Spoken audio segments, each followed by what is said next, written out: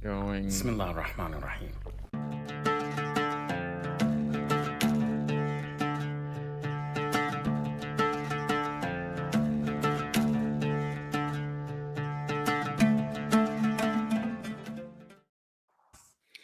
Salam, hello, peace to you all, and welcome to another edition of Iran versus the Epstein Empire. This is episode 8, Unsanction My Heart. And we have a lot of news to catch up on in this continuing series. And it's great to have you all here. Before I introduce our esteemed panel, I just want to remind everyone that they could like the stream. That's something you could do right now. Very simple to do. Boost it, and that way other people will find out about it as it gets on their streams and on their feeds. And also, of course, you could share it. We're streaming on X, on at least 2 different accounts on X, and you can just retweet that. And we are, of course, also on a number of YouTube channels, and you can always share those on your social media as well. I also want to say, even though we concluded the Samir Project Ramadan campaign, because we're no longer in Ramadan, and this is Eid al-Fitr, the festival at the end of the month of fast, and we're celebrating that. Nonetheless, I do want to remind you that you can still make a donation in general to the Samir Project, the wonderful Palestinian Mutual Aid Society working in Gaza to provide collective, support for Palestinians, to allow them to continue to remain and live on their land and to resist settler colonial dispossession, occupation, and genocide. But in fact, actually, I think the Ramadan campaign itself is still open, and they were just a little short of their final goal, which was 550,000 pounds, and they are at, I believe, 521,000. So we could help make a little bit of a dent and boost them towards actually completing that goal in the next few days. So please do join me in making a donation. Please be generous. I know so many of you have given already over the 6 weeks or 7 weeks that we've been doing this campaign. If you can, even if it hurts a little bit, as Benji, quoting Justin, always says, give till it hurts. Please do so. Okay, so I will put that link back into the comments again, and it's great to see so many people in the comments, but people are also very excited already in the chat because we have unveiled our special mystery guest for tonight, which is Jared J from Millennials Are Killing Capitalism, and we are streaming on Millennials Are Killing Capitalism. So that's very cool. If you're watching there, also boost it on the algorithm and like it and so forth. Jay, it's great to have you come on. I know it was kind of last minute and not always that convenient, but you're a trooper and you're showing your solidarity by joining the live stream. It's wonderful to have you here. Well, thanks for inviting me, all of you. And Indi, it's great to share space with you. I've shared with these other comrades before, but I really appreciate the work that you do as well. And so it's good to be with you. But yeah, I mean, I've been battling. I think I've decided that it's allergies, because the thing that seems to work against it best is like really strong allergy medicine. So I'm here. I've been battling that for a couple of days, but really honored to be with you all, and kind of am always ready to stream when the world is like this right now, because it's just good to be with people and see folks in the chat and talk about the things that are going on in the world, because they are like like the whole world is going to be potentially determined by this war one way or another, in very significant ways. I mean, it doesn't necessarily have to be, but there's all kinds of potential there, good and bad. And so, I think that when the world is like that and you live in the middle of empire, that a lot of people don't really have a sense of that, and they're just sort of like, oh, gas is getting really expensive. Um, and, gosh, Trump did something stupid here, this kind of discussion, but, not necessarily a sense of, you know, declining empire, multipolarity, all of these dynamics that obviously are very much in play right now. So, anyways, it's always great to be with folks to be able to talk about these things. Yeah, I mean, that's why we've been doing them pretty frequently and regularly. It's felt like, emergency live streams, but both to inform people, but also even just for us to process what's been going on. It's a time for community and solidarity. And we're glad that this has been a space, where people can come and have it be a haven for anti-imperialist sense of community.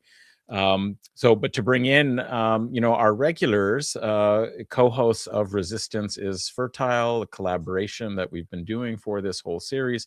We have both Indi, welcome. And you have a new YouTube channel. So let's make sure people know about that. Oh God, it's like an old, like it's a vestigial YouTube channel, which it exists. We're Benji and I are gonna try and streaming on it until they cut it off, because his old roommate has put out a hit on him. So anytime he appears on YouTube, he gets removed. Oh, by the way, I just learned today what Kia, the first name of my old roommate, Kia Starmer, means in Farsi. And apparently it means something that I'm going to try and say the most politely possible, but bellend, this thing at the end of the male appendage. So that's who has put a contract out on me. This is clearly an uncircumcised stream here, I guess we could say. We're keeping it family tonight, but that's Benji, also co-host of Resistance is Fertile here. And maybe Benji, bring your microphone a little closer. Somebody said that it sounded a little hollow. So yeah, let me try and see what I can do with that. Can you somehow change it? Is this any better? I think a little bit. Yeah, I think a little bit. I wonder, check to make sure it's on the right mic on your thing, because it might be your computer mic that's picking up from directly. Yeah, it's always normally it's my it's my actual, yeah, supposed to be okay, Mike. Let me I'll just this. Yeah, so Eid Mubarak, everyone. First off, they sighted the crescent moon yesterday. My friend was telling me that if they don't sight the moon, they can keep extending Ramadan. I was like, well, it can't go past 30 days, really. Okay. But if you don't sight it, but there were differences. Most of a large part of the world ended up celebrating Eid on Friday, and in Iran, because they started a day later than others. They ended up celebrating the 30th day. A lunar month can be 29 or 30 days. And so that's why sighting is very important, but that introduces some discrepancies depending on where it's sighted and what kind of method they use for determining. And so that meant that Eid, the end of Ramadan, fell on Saturday. So that was nice because they got Nowruz, on Friday, New Year in the Persian tradition. It's celebrated in other communities as well, but it's very closely connected to and identified with Persian calendar and the start of the new year. And then the very first day of the new year was Eid and the end of Ramadan. So anyway, yeah. And Iran is calling this the Ramadan War. They're trying to, I think, take naming control of this. I saw a joke that if you called everything that America was involved in the America War, it would be endless. You would have hundreds of them. But I think it's because Trump tried to name the last one. I think do you think 12-Day War? That is a good name. But the Ramadan War is going on, and I think it's into day 21 now. Yeah, today is day 21 of the Ramadan War. What happens to the Ramadan War when we're past Ramadan? One thing that I think is interesting is I saw, and this is just part, I don't know if this is just part of IRGC war trolling that they've been, refining their techniques and becoming, quite noted in this category. But they said, well, they announced that, of course, we were constrained during Ramadan because it's a holy month, and you're actually not supposed to fight unless you're, attacked, and so we were constrained in respect with, how much we could really, rightfully do. Because it was Ramadan. But now that it's not Ramadan, we will be unconstrained and expect even greater, kind of severity and frequency of our attacks as we remove restraints. So I think maybe that's what we could say in the post-Ramadan war, as David. Yeah, you could say that, I guess God put some constraints on you during Ramadan, but then the Great Satan also put some constraints through its missile defense shield, which we, as we know, extended to the Gulf. So that's gone now. And now I think the constraints are off in both ways. Exactly. Yeah.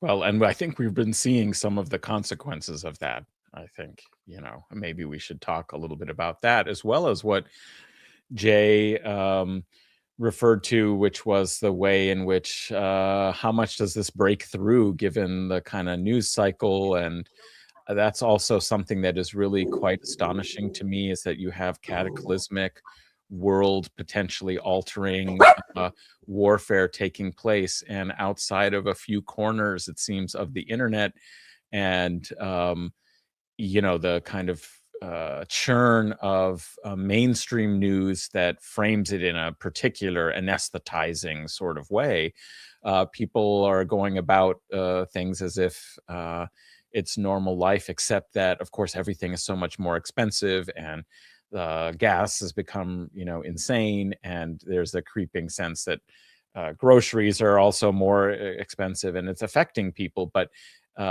whether that breaks into people's consciousness about the seriousness of what we're going through and with what effect, that's kind of interesting question. Like, what we're seeing on that front.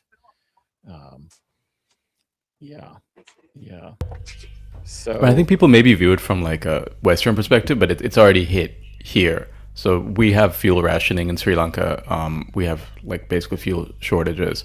I think in Philippines, Thailand, you can draw a map of where the stuff is coming out of the Strait of Hormuz, and it comes out here, and then it comes out Southeast Asia, India, and it's already hit here. And then people are already realigning. So everybody's on you just watch Narendra Modi's sort of Twitter feed. He's furiously sending greetings for every holiday you can think of. It's like Happy Mother's Day, like Happy Nowruz. So it's like it's like someone who's showing up in your WhatsApp just sending you greetings because they're trying to get money. Like that, he's trying to get supplies now. It's shifting. So you can see that the power, like Iran has already taken power over the Strait of Hormuz. Like the petrodollar for a lot of us is kind of dead because they're pricing it in won. And we're like, okay, we'll price it in tea, we'll price it in won, we'll price it in whatever you want.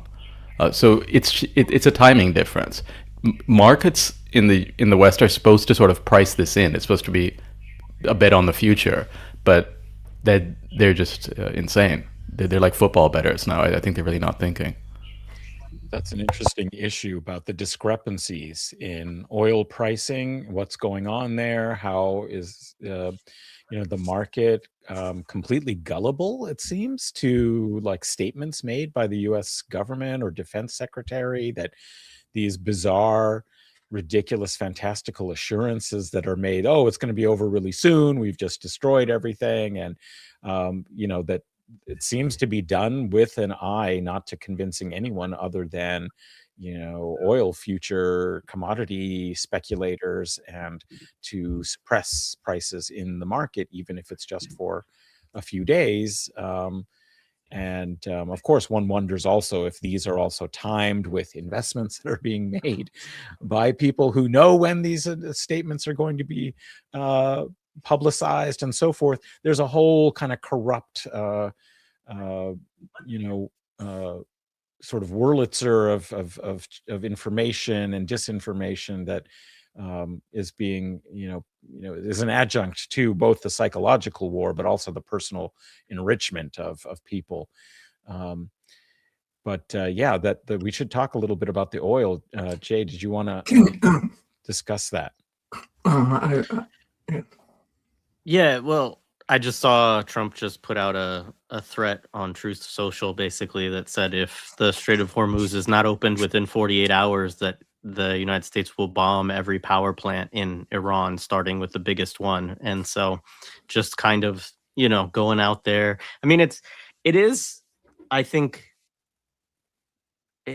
just wild to where we have gotten to where like just threatening war crimes is just like, just the daily, thing. Like he did, like it's not only that there's no, everybody knows that there's no enforcement mechanism for international law, on empire, and it's only really pointed at global South states, right?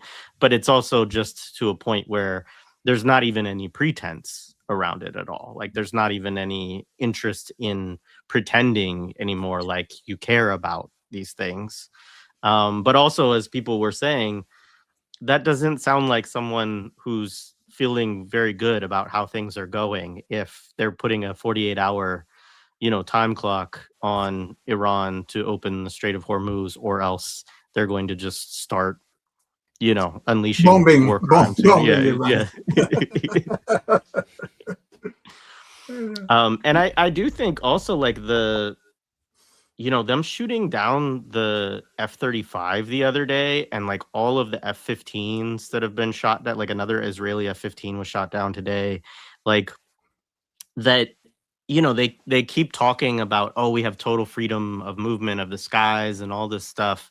But when you look, like the CENTCOM put out some numbers the other day, and like they're actually bombing Iran less and less. Like their success in that is actually, I mean, and they could argue, oh, well, we've hit all the targets or whatever, but like, you haven't won and you're bombing less, but your rhetoric is that you're actually bombing more, right? And so there's a lot of disconnect.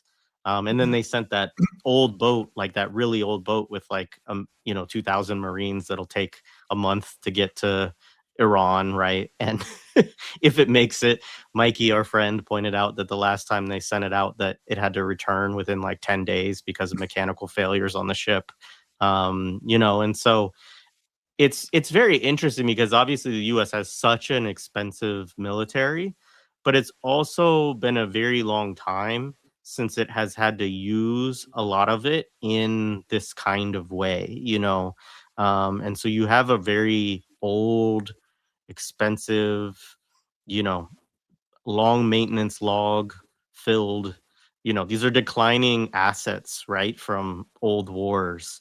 And I don't know, I mean, it's just an interesting, I really struggle to see any kind of strategy that the main thing that they were talking about yesterday was trying to occupy Karg Island, right? But it's like, you're going to send a bunch of Marines to be like, what is that, fish in a barrel, right? To like just be like easy targets, it doesn't make any sense. And as they're saying that, Iran's launching missiles towards Diego Garcia, right, which they didn't even know it had the capacity to shoot them that far, so it's very much not going well for US empire, which obviously is good, but it's just kind of interesting to watch them scramble from day to day.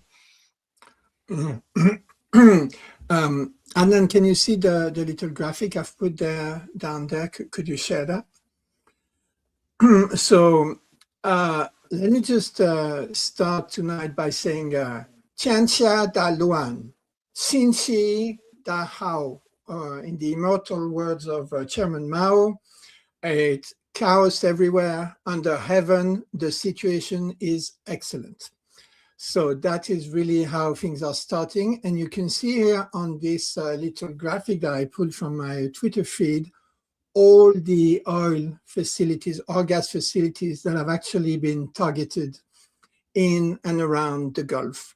So I think it's around 39 at this point. So it's a very serious hit on the global oil production facilities. There's also lots of problems with shipping. I was listening to this channel a few minutes ago. It's called something about shipping. It's a really good channel on shipping. And basically, the guy was a professional in shipping, was describing from the beginning of the Ramadan War how the empire has done absolutely everything it could, whether by omission, commission, by stupidity, or by cunning design, to make the situation worse. From getting insurance for the ships and then not moving them and starting to bomb, and then they couldn't move anymore, to, of course, torpedoing that disarmed ship carrying Iranian ship carrying mostly musicians south of Sri Lanka, which extended, of course, the theater of war incredibly. So it has completely messed up with shipping in general. And I think we are at the outset of a very serious economic shock to the world system. That, in fact, is the overall strategy of our Iranian brothers and sisters, because they, as every anti-colonial liberation war, they are conducting a war of attrition, right? It's about staying on the land longer than you are, than the settlers and the squatters. And the question, and somebody raised it in the chat, is, okay, well, if it's Iran's strategy to go for the economic jugular so that, the US, the empire is forced to stop, but at the same time, it's the empire's strategy to also go for the world's economic jugular, which is what Richard Mehedust was saying yesterday. And a few people are saying, oil prices are going up. It's good for the imperialists. It's good for the capitalists. And I don't know if it's good for them systemically, but when we look at this ruling class, and by the way, today I was very inspired to see our friend Radhika Desai also call them the Epstein class, right? And they say, I think the Epstein class is a very good term, because capitalist class implies that, planning implies building, implies being productive, implies, looking a little bit long term, whereas these people are they're just takers. They're just, they're not givers, they're not producers, they're just takers, they're just hedging positions, they're just speculators. And as they do that, of course, societies break down and they become ever more depraved. And so the ruling class we have are really people who basically put out a tweet so they can short or long the market over the next hour before they put the next tweet up. So in that regard, the chaos of this US administration can be understood as just these guys trying to make money. I mean, did you see the latest shakedown attempt by Trump, telling the Gulf countries, is probably calling them in Monaco, Paris, or wherever they've moved to, and say, okay, $2.5 trillion if you want me to stop, and $5 trillion if you want me to continue. But these are all plans of people who really don't have a long-term plan any further than Trump's famed 3-minute attention span max, and that only when the conversation is about himself. And so the name of today's episode is Unsanction My Heart, because of course we've had this absolutely crazy thing happening that, 47 years of engagement, reform, conversations, negotiations, deals, and accepting on the part of white empire conditions that are absolutely violations of a country's sovereignty, in 3 weeks of pummeling every single military asset of white empire in the Gulf, and also some price military and intelligence assets in the Zionist colony. Iran has finally gotten relief, sanction relief. And this has led to some really funny stuff, because I think it's Besant is trying to explain it by saying, yeah, we're only giving them relief so we can use it against them, because they're trying everything they do to keep the price of oil around 120 or something. And they're already, TikTok is full of videos of Americans throwing the pump thing or hose on the floor of the gas station and filming themselves that they're not going to pay $8 or $9 a gallon, which, by the way, Europeans have been paying for like 25 years or something, but they don't run around with gas guzzlers, I guess.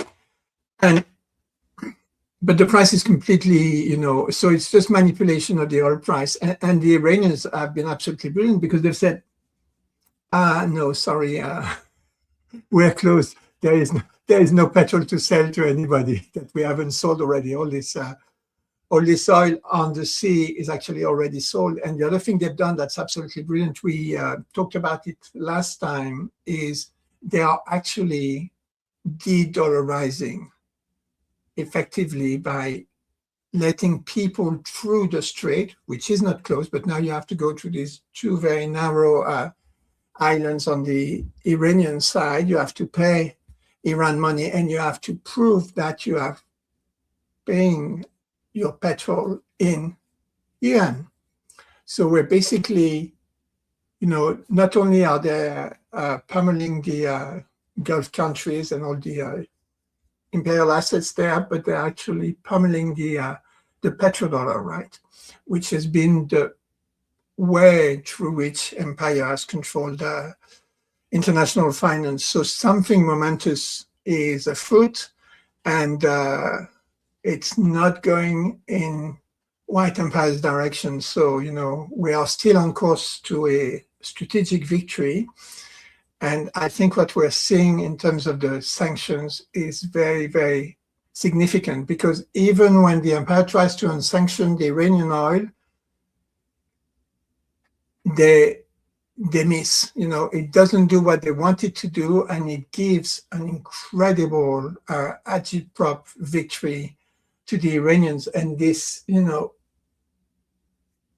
chance to say, well, thank you very much, but we're not selling you any petrol at any price. I'd just like to add some stuff from the comments. So people are saying that, so the attack on Diego Garcia, Iran hasn't claimed it yet, which I think they're correct to say that. I haven't seen Iran claim it. I mean, God knows they deserve it. And honestly, England is directly, so that's a England colony. The United Kingdom is directly involved, but through its air bases really in the UK.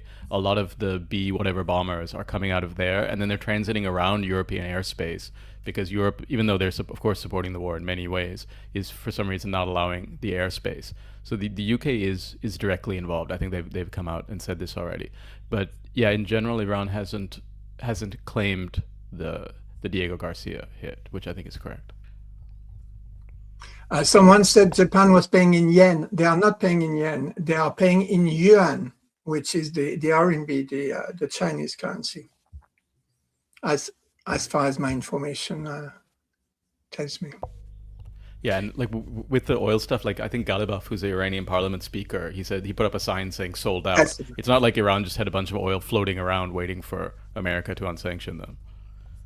But it is interesting that this was apparently not accepted into the negotiations. We know that, of course, the negotiations were clearly fake, but it was something that the U.S. wasn't agreeing, which is a big demand of Iran, which is to lift sanctions on various kinds of things. And so, they've managed to, even if they don't have a lot of oil out there, they have at least set a precedent that through their military action, they have forced the U.S. to lift sanctions on it. Of course, it could be reimposed, all this, but I think that's kind of the level at which it is significant, as it's showing how desperate and how important Iran's action has been in reframing the conditions for any future settlement and any future negotiations, should they even happen, that they will be more on Iran's terms. So that's kind of important. But getting back to this kind of point about some of the economic effects and consequences, in the chat, people have mentioned that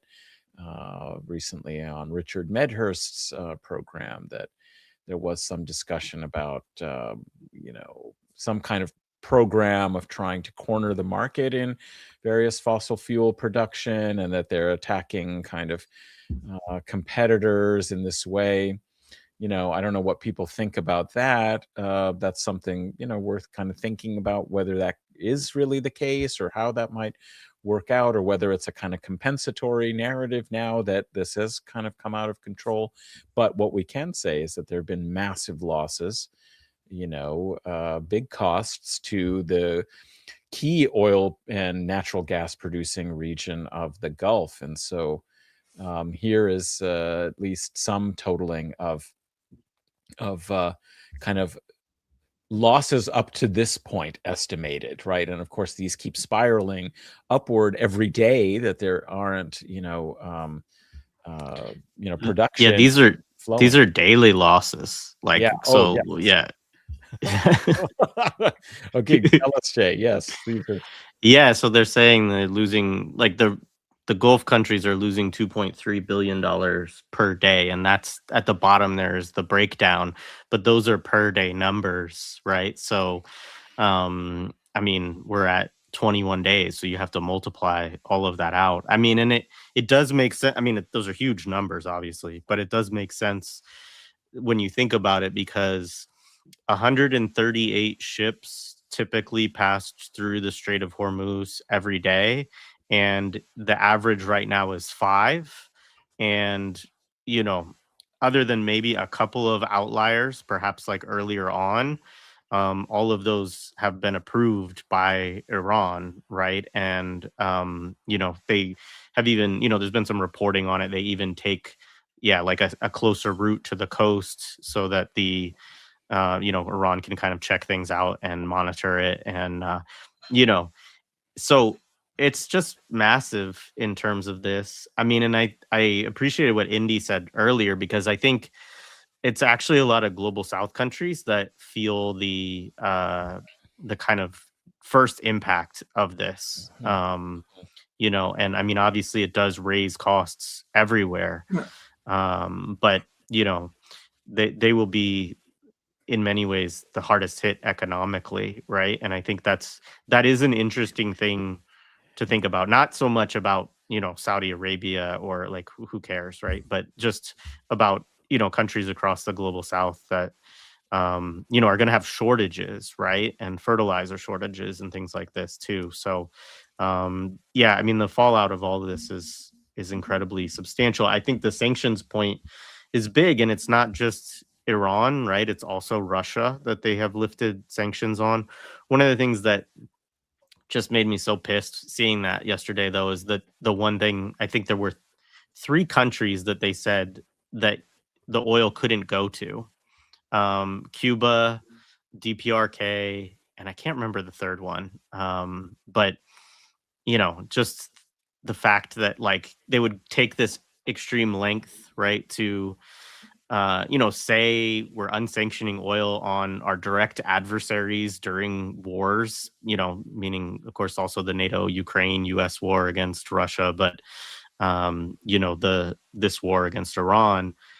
And then, they try to make some silly argument, about how it's going to help them to unsanction the oil.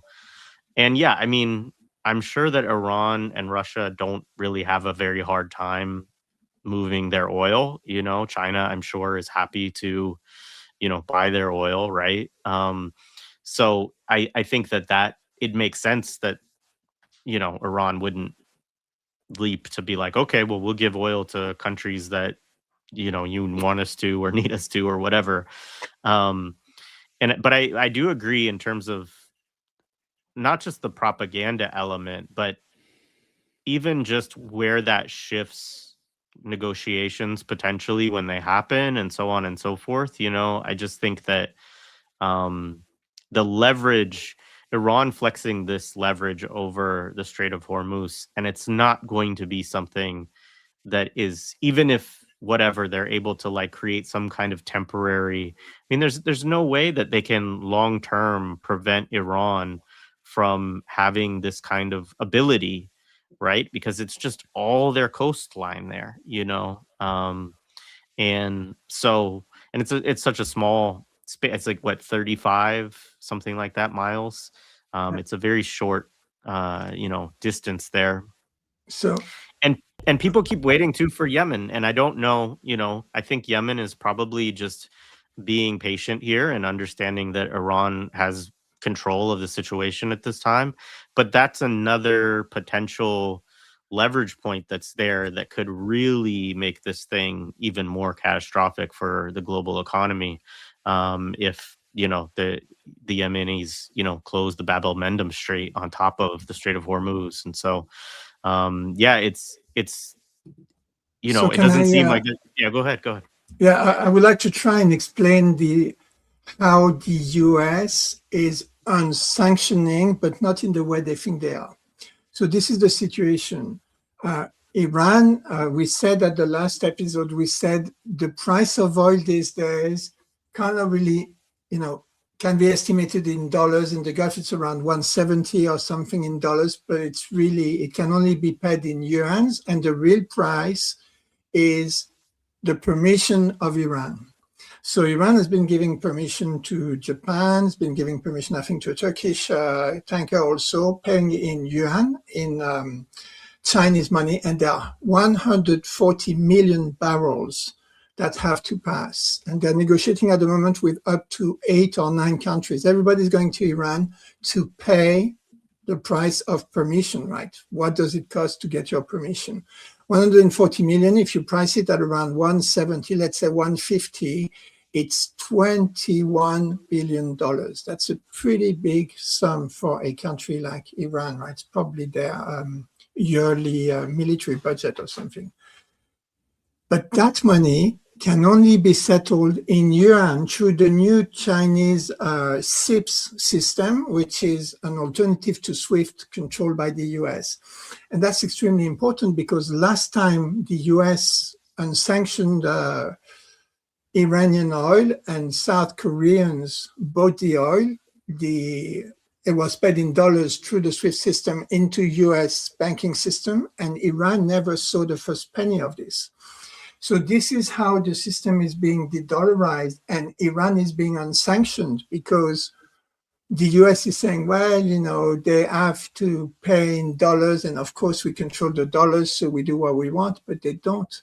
Nobody has to pay in dollars, and once you pay in yuan and it goes to the yuan clearing system, it's game over for the dollar. So something very important is happening because now Iran will get the money from the oil at a much better price than it used to do, and will actually kickstart this Chinese payment system. And the sanctions, and again, I've been talking about this moment of dialectical inversion where security through bases becomes targets and insecurity through bases. Well, the same thing, sanctions against the global majority now become sanctions against the West. We've been mentioning how, the Chinese strategy is do nothing and win. But it's not a passive do nothing. Recently a Chinese foreign ministry spokesperson was asked if they would continue selling dual purpose materials to Iran. Would they continue to sell these things that are essential to producing weapons, tungsten, rare earths, and all the rest of it? And the spokesperson responded by ranting about the illegal aggression by the imperialists against Iran, and did not answer the question. In other words, yes, they will continue. On the other side, who's getting the real sanctions now? The global majority, the golden billion, white empire. China banned all tungsten exports to those countries, all rare exports in the beautiful Chinese way. They don't say, no, we don't sell them to you. They say, fill this form, and then that other form, and then go to this other office. And some people have been waiting for next to 2 years to get these things. They've blown up so much gas and oil facilities that the production of helium is coming down, which is going to be really bad for for setting up their AI dystopia, because apparently you can't make helium in any other ways, and you need that to make the chips to build your data centers. So you are actually in a situation where the West is literally sanctioning itself, and China is at the helm. And I don't know if you guys have seen this beautiful AI animation, Chinese AI animation in the style of old-timey Chinese tales with animals. But it lays out the whole strategy there. And you see at the end, the Chinese are camels doing like a Silk Road kind of caravan. And everybody says, yeah, we're going to stop using the equivalent to the dollar in the tail. And this is going to be a new world where people can just, trade with one another, and just everybody can be friends. Yeah, that genre is called cat foo. You guys should look it up. It's really good. Cat foo. So Adnan was talking about what Richard Medhurst was saying, was that the U.S. proximately benefits from what's going on, which is kind of true. So if you can actually look at this world war in a sense as an attack on Europe. So with what happened with Russia and Ukraine, Europe got cut off from its pipeline gas from Russia, and then it started having to ship gas from the US and from Qatar. And now with the Ramadan War, Europe is cut off from that ship gas and from Qatar, and now they really only have one supplier, which is the US. So if you look at this as a sort of reconquest of Europe, that's actually going according to plan. And I'm not talking about American people who are irrelevant, but American oil companies are making money out of this, and they do benefit. However, if you're sort of used to looking at company balance sheets and cash flow statements, a company can show increased cash flow by selling off assets, or in the Native American term, eating the seed corn, which is what America is doing here. They are able to, what we're witnessing is what I call a fire sale of the military-industrial complex. They're using all of their JASSM weapons. They're using, I think, 6 months worth of production already. Of Tomahawks, I think they're using years of production already. They unloaded the gravity bombs on Gaza already. They've run out of artillery in Ukraine, and now we're witnessing a fire sale of the good stuff, the F-35s, the aircraft carriers. And I want to repeat that Iran has defeated the USS Gerald Ford or the Gerald Fart. You could say it's because of laundry, you could say it's because of whatever their excuse, it's been defeated, and now it's fleeing back to Greece. And they've pierced the invincibility shield of stealth warfare in general. F-35s have a heat signature. F-35s have to still fly through valleys to avoid radar, and they've hit that. So they can also say, oops, like maybe I guess the toilet or the dryer failed in the F-35, but for whatever reason, Iran took that down. So they've also taken down the invincibility. Also the Lincoln has withdrawn, right? Yeah. It was damaged, maybe. Yeah, I think the Lincoln's like 1,000 kilometers away now. Yeah. So these were sort of like the illusions around empire, right? That like a nuclear technology is a game changer, but Iran has showed that no, you can have deterrence without nuclear weapons. They've showed actually a moral path because they took a moral stand against nuclear weapons. There's this idea that missile defense allows you to do anything you want, to attack all of your neighbors and bear no consequences. That illusion is gone. And there's this idea that we have these aircraft carrier and these airplanes that let us kill anybody, anywhere, anytime we want, and impose our will. And that's gone now. And it's kind of a joke when people talk about sanctions. I'm telling you, like in Sri Lanka, people like, so at my gym, which is like uncles who are, English speaking, like rich or whatever, they're talking about Iran now. They used to talk, and for the first time, they had the TV on BBC, and I always go and switch it off. But like for the first time, they'd switched it off because it's irrelevant now. And when you talk about sanctions, nobody cares what Trump is tweeting about sanctions. We know that in order to get oil, there's a new sheriff in town. So, and what I say is, for a long time, they set up a genocidal gate at the Strait of Hormuz. If you were evil, you got to let your ships pass. But countries that are actually good, like Iran, they were sanctioned. Now it's been flipped. Now you have to actually be good and decent to pass. And all the hypocrites and the corrupt, they're the ones scrambling. Yeah, well, this is really useful to hear how this looks elsewhere, I mean, because also at the same time, the shortages and the difficulties, will appear first, obviously, in more dependent, vulnerable economies that actually depend on the Gulf oil, so India and others. But what I wonder is really something, Marandi, I heard Saeed Mohammed Marandi saying on one of the innumerable programs he's on. I think he has a cot at like... I think it's, it was revealed today that because he was born in the US, he can actually run in the US presidential election. Yeah. And I think in his pre-primary campaign, this is why you see him everywhere. Yeah, I thought, well, that could be, he could be a good candidate, like he's offering an alternative. Like the Republicans, Democrats, they really offer very little in terms of options. He definitely has a different take. And also we should note that there was on X a bounty, placed, a crowdfunding bounty of $1 million placed. And I didn't go seek out this yet. I just haven't had a chance, but I understand that at least at some point today, it had not been taken down, despite this being a violent threat and raising funds on the app to commit an assassination, a murder. So that's, of course, something very significant to consider here, that this is somebody who has been living apart from his family, now has a bounty on his head because he recognizes that he could be a target of violence. I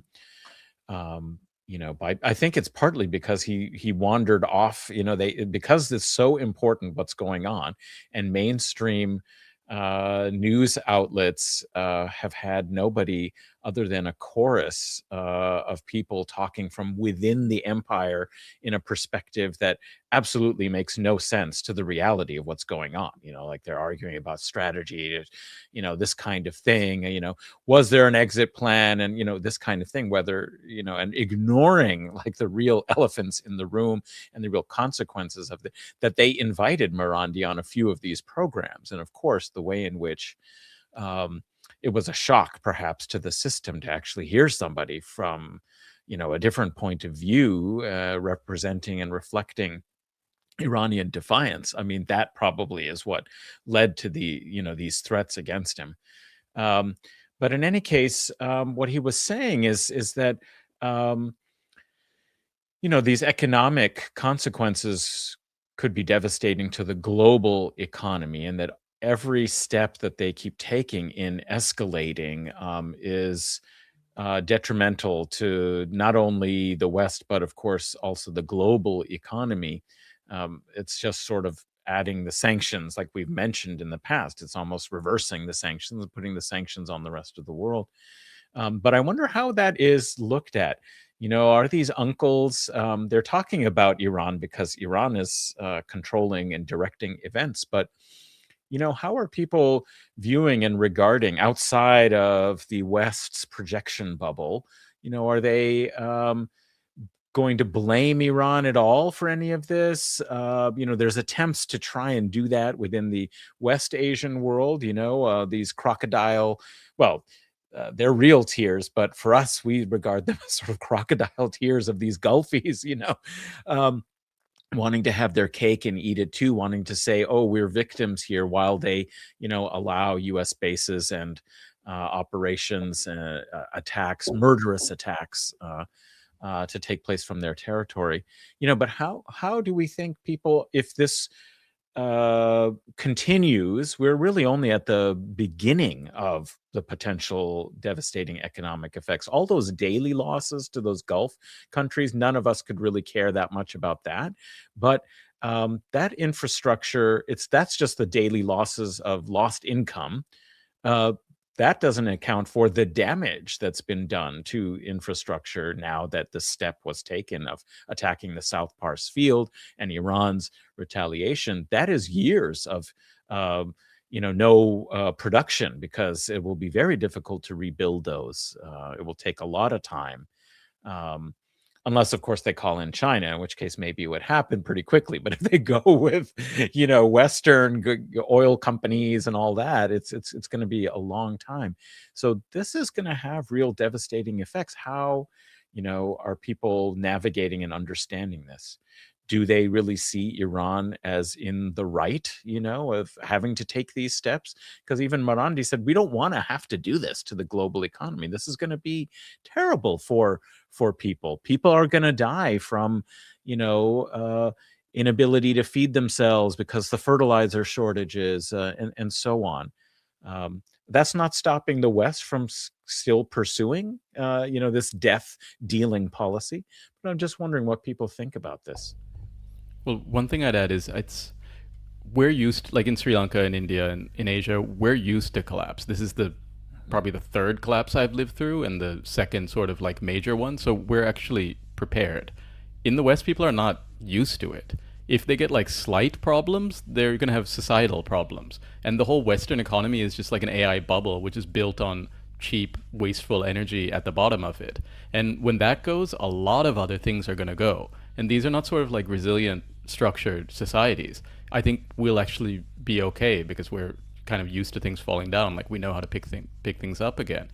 And just in the conversations I've been having, not just recently, but over the past few years, so Sri Lanka is kind of naturally pro-American. It's our main trading partner. As you can, like there's entire communities that speak English. People are educated abroad. We have a lot of diaspora connections and so on. But like everybody's fed up with America.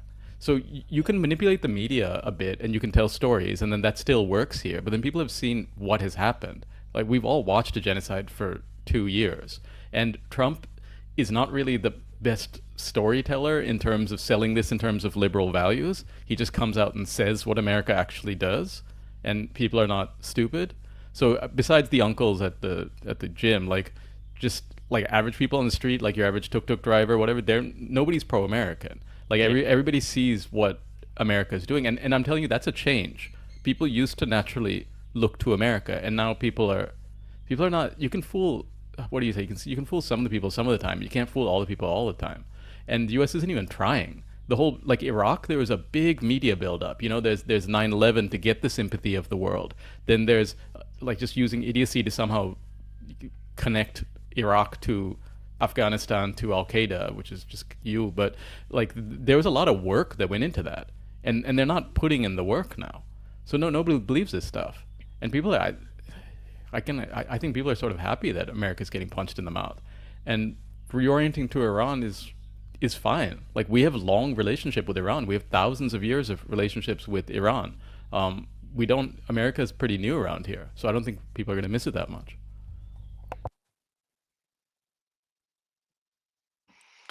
Yeah, I think the United States has taken a massive just soft power hit in the last, specifically post October 7th, right? Like specifically with the genocide and but it, all of these things kind of dovetail off of each other, right? Like because obviously Biden, is the one that starts off and does the first year and a half, of the genocide or whatever. But Trump comes in and says, hey, like we're not doing USAID anymore. Like there's no, like we're gonna gut our own soft power like infrastructure. And then you have the media. But as you're saying, Indy, like Trump is so like he's not at all trying to appeal. I mean, it's not even that he's bad at soft power, right? It's that his version of soft power is actually aimed at, Americans that like to watch the World Wrestling Federation. Like it's like like his audience for what he's doing is just people within the United States, right? And a specific set of people. And yeah, I mean, it's very interesting just to, I'm in suburban US. And so like, I obviously see parents picking up my kids from school and stuff like that. But like oh, he's gone crazy. The gas is like, $4.50 now. Like people are losing it. You know what I mean? And, I mean, obviously you don't put a lot of eggs, those of us on the left, we know we're very critical of electoral politics in Empire and all of this stuff, but they're going to get slogged in the midterms if, they don't figure out an exit strategy of this soon, because people the economy is like, there's a bunch of polling coming out right now, and basically everybody wants the war to end, including Republicans, right? And so not because they, obviously a lot of these people don't care about Iran, right? But they're just like, why are we doing this to our own, economy, right? And there's not even been any buildup, right, of what those actually because I think that U.S. empire could make an argument within an economic framework, sort of we got to take some of these strong multipolar actors out in order to shore up this declining empire, right? But they're not doing any of that legwork, like you say, Indy. Like they're not attempting even to build a narrative that, and so people are just like, what is going on? That's the kind of feeling, here, I think. You mentioned they could make an argument, and somebody actually said this on Twitter today. It was like my day on Twitter. And I responded, yeah, but on the other hand, when you're a bunch of human flesh-eating, baby-bothering servants of a political economy, that means to turn every single living thing and being into unalive stuff, also known as profit.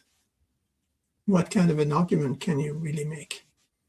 And this is really showing it. And this whole thing of sanctions, I think is, I believe what we're seeing is really white supremacy collapsing on itself. Like there's been this historical accident of 500 years, which was mostly based on a temporary monopoly in some kinds of technologies. Now the knowledge is free, but when they sanction what they think they're doing, I think psychologically in their supremacy, what they imagine they're doing is they're saying, well, we're not going to let you access the good stuff. You won't have all this supreme knowledge and technology that we white peoples have in our genes, in our biology, in our whatever, in our culture, or in our civilization, or in our religion, depending on, the flavor of white supremacy you smoke. But it never works. Like absolutely every single time they sanction the country, what it has done is that it has pierced this myth that you need the white guys in order to be able to live a proper life, to develop advanced technology, to organize your society, to attain food self-sufficiency, to have a decent health system, to have great education, to just, grow your social nature. And so in a way, that's also how they're sanctioning themselves, because those sanctions invariably have made the countries stronger. They've turned Venezuela in 5 years after a big shock into a nearly food self-sufficient country. That was a country that used to import 90% of its foodstuff, exactly like the Gulf satrapies are doing today. So I think that's a very important point. And what we're also seeing is, the three legs of this empire, the two legs, if you like. One is financial domination. We've seen how this is really crumbling and being transformed into something that won't be a domination. It will be a kind of, collaboration around a common way of doing business. And the other one is extreme violence plus narrative, because violence at the end of the day is a psychological tool. You want to bend people to your will, those that you don't kill. And Hezbollah and Hamas have already proved that, the empire's most feral attack dog, being the Zionist entity, is the most fragile. I mean, it's not even a fighting force, right? I mean, these people can't even, they would run away. Their adult diapers didn't stop them from running as fast as they would want to. They are just not a fighting force. And their high-tech weapons are mostly duds. And you're seeing now, like the rate of duds is incredible. This is why Hamas has enough explosives, to last for another 20 years. And so the myth of all the supremacy of white empire is being obliterated, but we've said on the soft power front, but also materially. And today, probably because it was the end of Ramadan, they started targeting Dimona. So Dimona is where, of course, the Zionist entity does not have an atomic center, does not produce nuclear weapons, and does not stock them. And apparently, they targeted not the non-nuclear, non-installations, but the town next door, and a very precise point that could very well be one of those underground bunkers that they have. So they have a big warhead, warheads, and they have weapons. They announced today, the RGC announced today, and I'll read what they said. They said, we don't need nuclear weapons, for we have weapons more severe and deadly than the nuclear missile. We have missiles with the capability of electromagnetic explosion, which also nuclear missiles can do, that disable all electronic devices within a 200-kilometer radius and take you back to the Stone Age.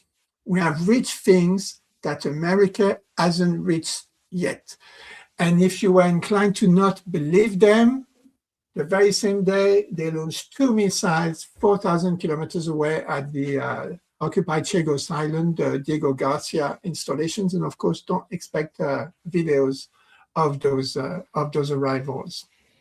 And the only thing that is left is this genocidal political economy and this kind of obsession with decapitation, obsession with murder, obsession with assassinations. Like, did you know that when they martyred Ali Larijani, they killed 500 folks in that part of town, 500 civilians to get this one guy who, was replaced 5 minutes later. And it's also a really bad idea to get rid of your Kantians. If you want my opinion as an ex-student of philosophy, you probably want to keep the Kantians around because you don't know who's going to replace them. And the Kantians are like very moral. And if we listen to Larijani's wife, I think Marandi was saying how his wife was saying he was such a kind man. He was always helping at home. And whenever he was away, she was in despair because she had to do the housework. But when he was around, as a good Kantian, he was applying this categorical imperative and really pulling his weight. And also the other thing we're seeing is the very clear difference in war between people who fight wars, like existential wars to defend themselves, and bloodthirsty genociders. Like Russia hasn't done to Ukraine what the US and Israel are trying to do to Iran in not even 3 weeks. And this is seen and everybody knows, and they're also losing the cyber war, like the activist group Andala every day is publishing secret information. Today they published information of this colonel who actually developed and implemented the most brutal doctrine of the Zionist regime. And so I think that forces the empire to retreat ever more into the imaginary war, into a world of lies and narratives. And for example, they're claiming there are 450,000 reservists mobilized at the northern border to invade the Lebanon. Last time they tried to mobilize not even 200,000 at this northern border. They were lucky. The commander said, we were lucky when we got 50 to 60% of people showing up. You can be sure that, fewer than that number will show up when in not a week, Hezbollah has smoked how many? 15 tanks. Yesterday, more than ever in their whole history. And they are just not moving. They are not, materially able, like literally their egos has been writing checks that their body can cash, to quote my Top Gun. And the contrast could not be clearer, because Iran has not lied so far. It announces its losses, it names its martyrs. You see thousands attending the funerals. You see millions of people in the streets every night. And on the other side, you see nothing. They're hiding their dead. They're burying them secretly. Of course, they don't have any dead because, brown people cannot touch the superhuman Nietzschean Godhead. And that is, the veil is being ripped in every possible way, and people cannot unsee it. And I'll finish my thing now about this thing I saw on Twitter also today. Some guy saying, I went into a pub in Australia, in Perth, Australia. So Perth is like kind of the end of the world in Australia, right? And people were actually cheering for Iran. And the hatred towards the US settler colony and the Zionist settler colony is obvious, absolutely everywhere. And in that pub, folks were actually shouting, hooray for the Houthis. Brothers and sisters, it's not the Houthis, it's Ansarallah, to you and me.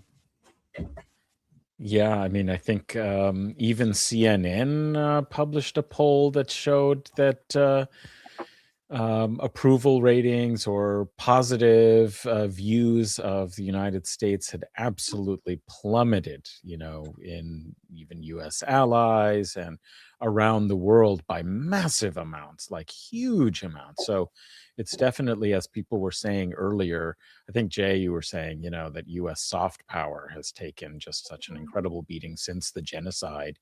But that has plummeted even further with this, illegal, unprovoked war of choice, for empire and for, greater Israel, in West Asia. That has just, been pretty devastating to, the way the United States is, perceived, and a fundamental realignment is very possible and is taking place. And it's not just following, these kind of, vague perceptions or, kind of soft kind of components of public relations and so on, but like this is also undergirded by, economic reorientation and all the things that we're talking about with China and BRICS. And, it's just that, the United States is not seen as any way or any path towards some kind of assistance or development or anything like this, anymore. People who are making these kinds of decisions understand that if you want investment, if you want infrastructure, if you want a chance to have any kind of sovereign development, it's going to happen with, China and others and outside the US system. And all of that is underscored also by the end of the US security regime, because as Benji mentioned, that instead of it being your own security, that maybe you have to pay all this protection money to the mafia, Don, but that the mafia Don is like, very unreliable and, willing to sacrifice you at the drop of a hat. And in fact, it actually makes you a target for the enemies of the mafia Don. So yes, this is a kind of fundamental restructuring, we could say. Somebody posted here in the chat just quickly, I thought, we've been seeing, in addition to, what we noticed with the failure of any real ground force invasion in Lebanon, Israeli invasion in Lebanon, we've also seen, much more evidence of attacks, within Israel, hitting major targets. And I've seen some of these, about Dimona and other nuclear sites being hit. What does this kind of portend? This has been something that has been a bit of a red line. Iran decried, of course, the attack on its nuclear sites by the United States at the end of the 12-day war, because that is extremely dangerous and had never really happened before, except of course the US has used nuclear weapons. But the other threshold was this kind of bar of not attacking nuclear sites because of the danger of reactors and nuclear materials and radioactivity and so on. But there's like very serious, damage being done.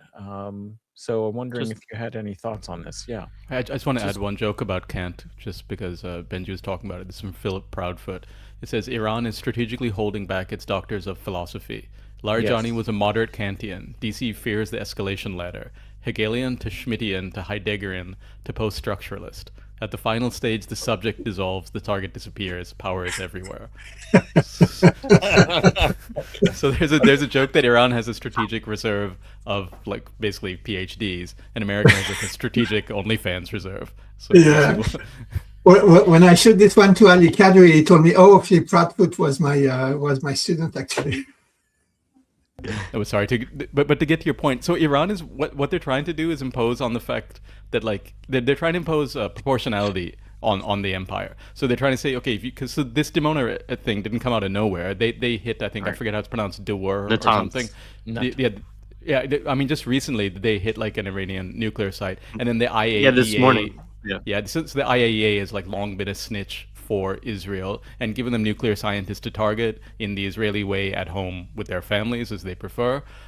So what they're trying to say is, you do this, we will do that. The same thing. They're trying to say, like, we are equal to you. And this is not getting through. So when Trump says we're going to destroy Iran's nuclear power plants, okay, what he's really doing is saying to UAE and to Israel that, like, you're going to get your nuclear power plant, or you're going to get your power plants destroyed. So they're just not understanding proportionality. I think largely because America itself is not getting hit. So you have this weird situation where they can rile up stuff like Ukraine. They don't care. Like someone called it Trashkanistan. They can just go and trash different places and make money from selling the weapons. And that dynamic is unfortunately still there.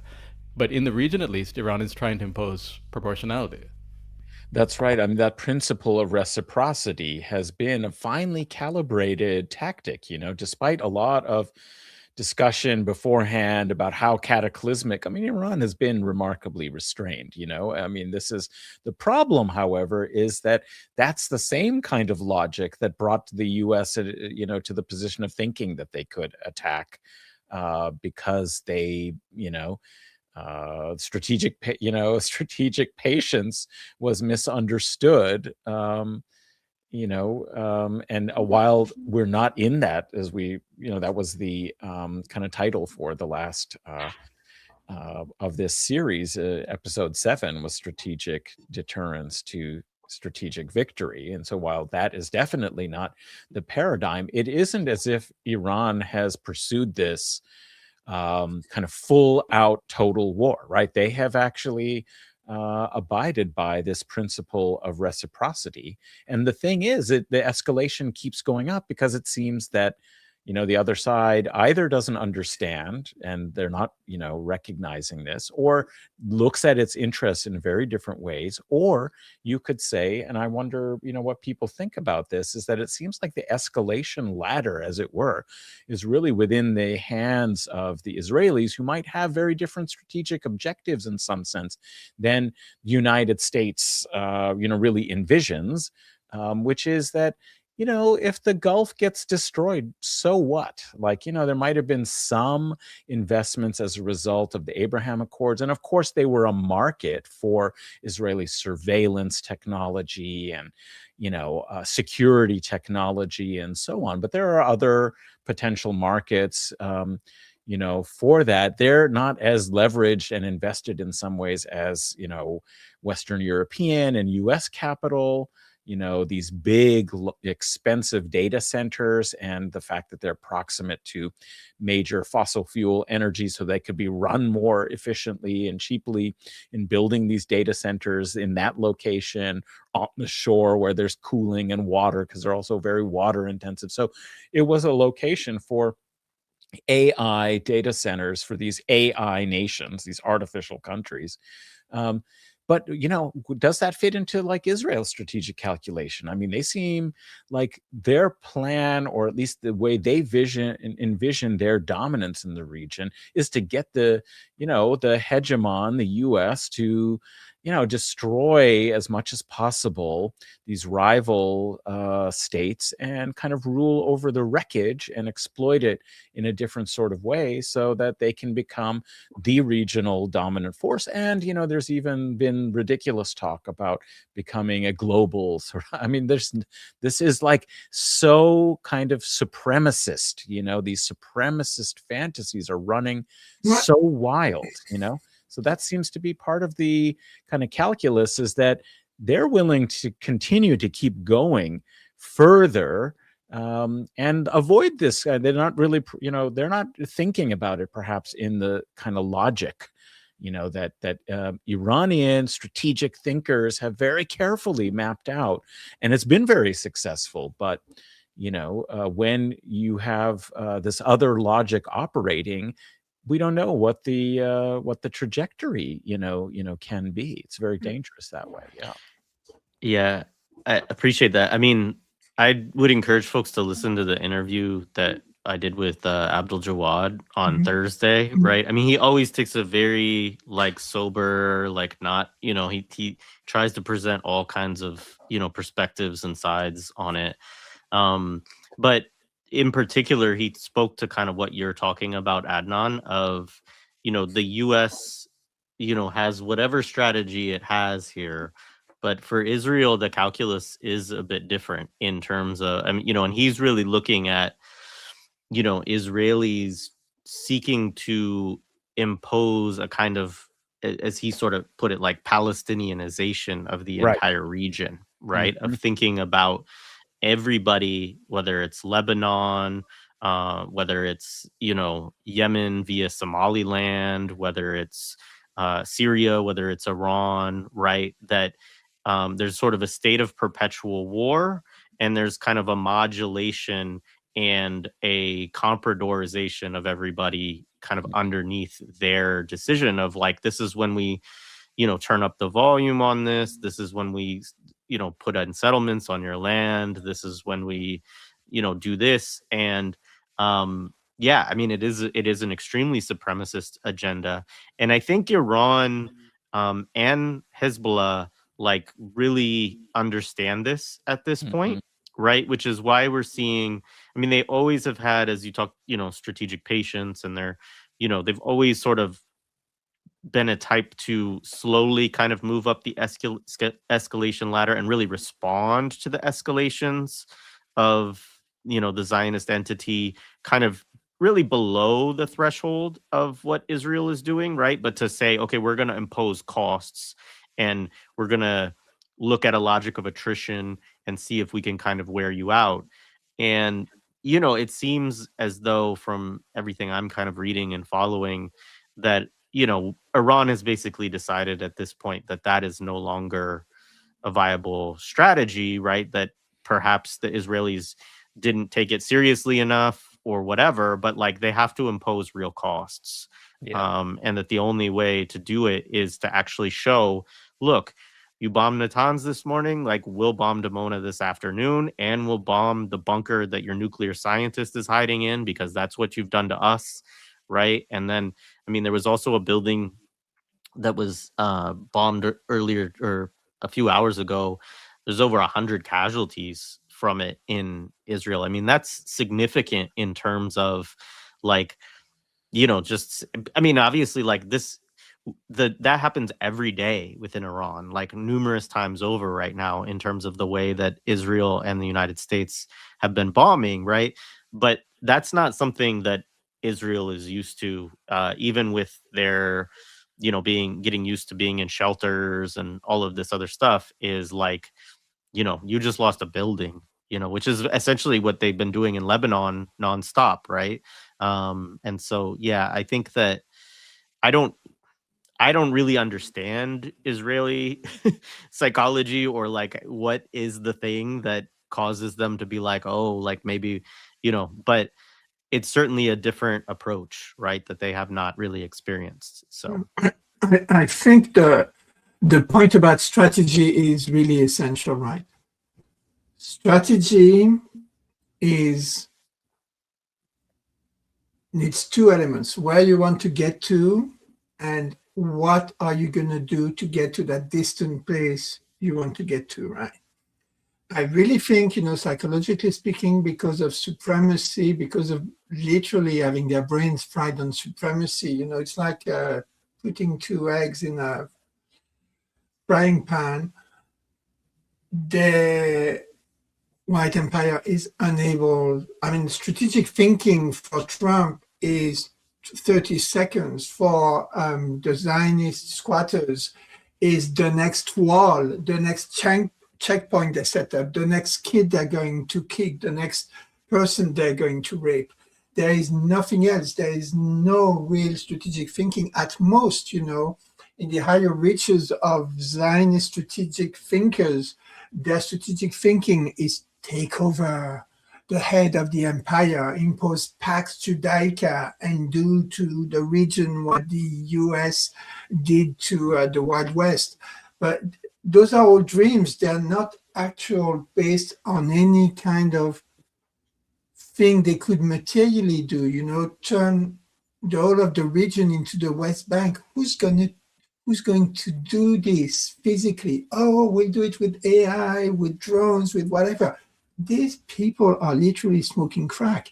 They are unable to think strategically, and which is why we need to really go at their narratives all the time and practice the great and rising out of shitposting. Speaking of which, I have a couple of shitposts I want to show. That can you do the one with Morandi? Can you see it there? So I want to show you your next president, dear US right. Comrades. There we go. And in a suit. Yeah, I vote for this guy. If you're following Alexander's example, like the only way to beat Persia is to become Persian.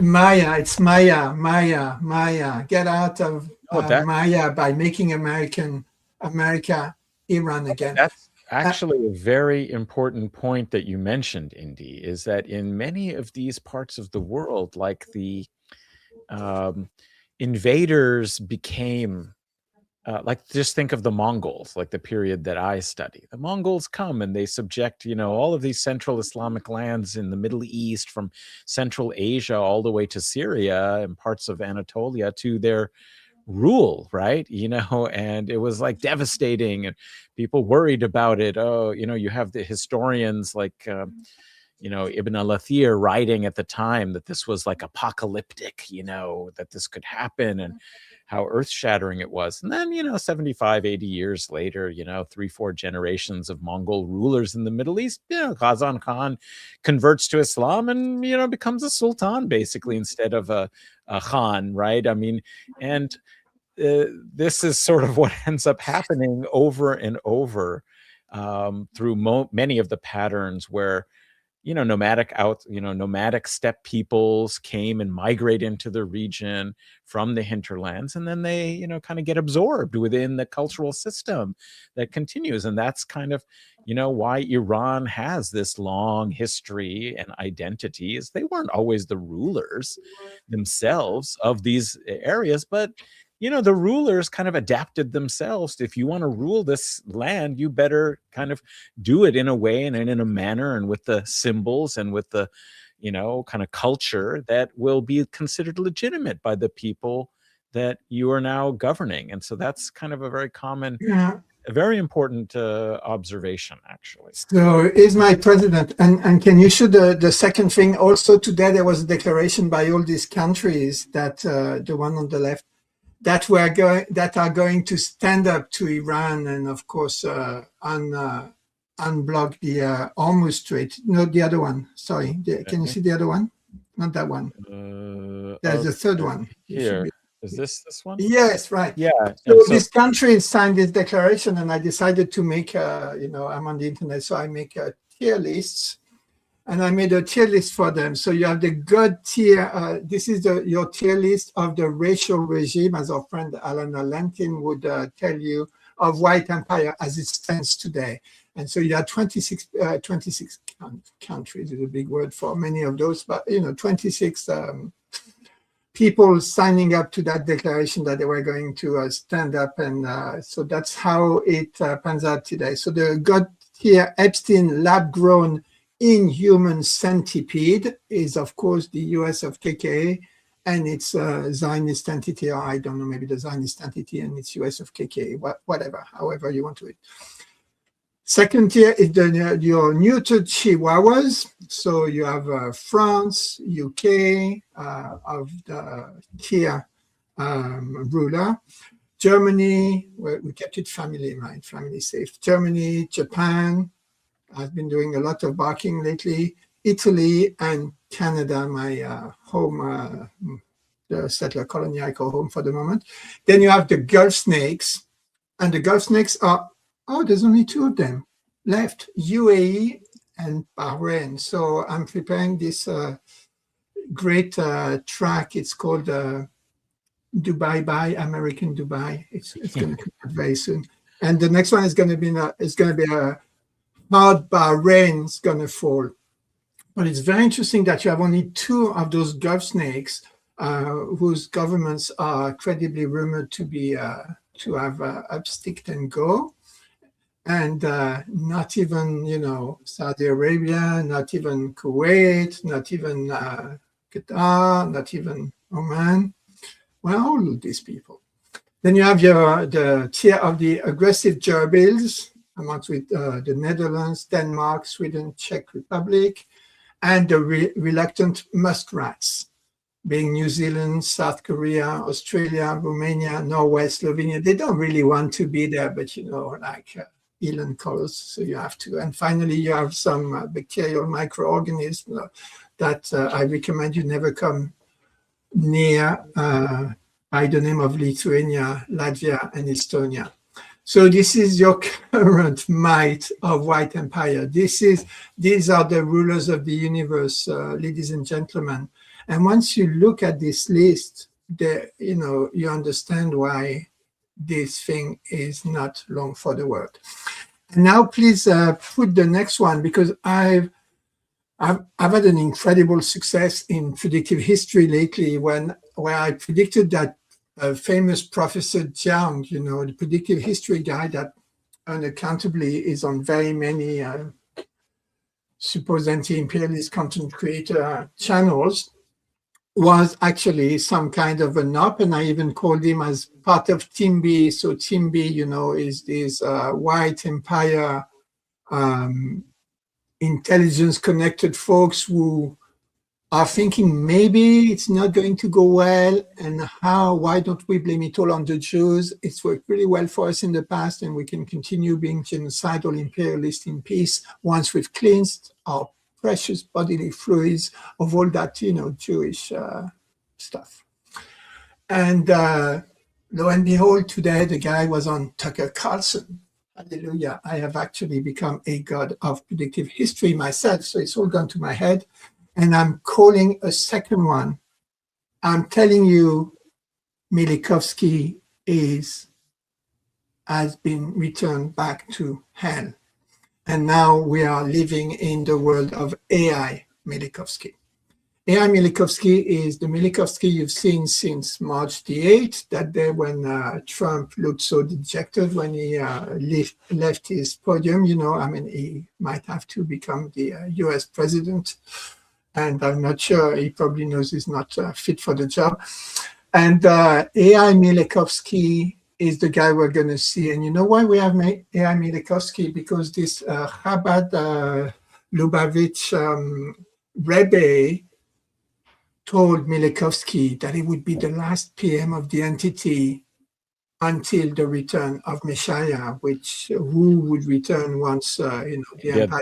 The actual line was that he would be, he's told him this like in the 80s apparently, or 90s, that he would be the prime minister and from whom the scepter would pass. And that is a reference to a biblical prophecy. And we joke, but it is true. Thank you, my learned friend. And those Lubavitch Shabbat people are very powerful. They have dug tunnels all over under Manhattan. Actually, there are more Lubavitch tunnels under Manhattan than there are Hamas tunnels under Gaza. They are also powerful in Russia. and they are kind of, you know, the OG of that crazy code made up Judaism flavor, eschatology, millenarist. It's the end of the world, and we're all going to get 7,000 goy slaves or something at the end of it. And about 40% of the Zionist entity population and most of the settlers actually believe this nonsense, right? And if you went to them and told them the specter can't be handed over by Mileikowski because he is actually not of living in the physical plane anymore, I think we'd have a mass Jonestown incident, right? Because those are Kool-Aid drinkers from the day they're born. And so they're going to keep on doing the AI Mileikowski for quite a while, and they don't know what they're going. And it's not just me, you know, if you listen carefully, many people, and you can see it's different. Like Trump, you see with lots and lots of people, and Mileikowski used to see also with lots and lots of people. Now everything is contrived. Well, a journalist today published a picture where he said, from my view, and the guy is from Newsmax, which is just something that was created by the Zionists, and someone said, yeah, we can't believe journalists because it's not like they would have lied to us about 40 beheaded babies and mass rapes and, you know, all that sort of stuff. Journalists in the Zionist entity are really devoted to truth. So we've entered a very interesting world in which AI Mileikowski is going to be who's going to run the Zionist entity in a sort of, you know, Ali Kadri sense. It does make sense that a dead guy would be running the empire of death, whose goal is to actually kill every living thing on Earth. I mean, who best to run this thing than an actual dead guy? I mean, you can't beat that, can you? And it sounds crazy, but the other image, can you put it back up? There is this MAGA influencer by the name of Jessica Foster, who has 1 million followers on Instagram, apparently. And this is an AI person.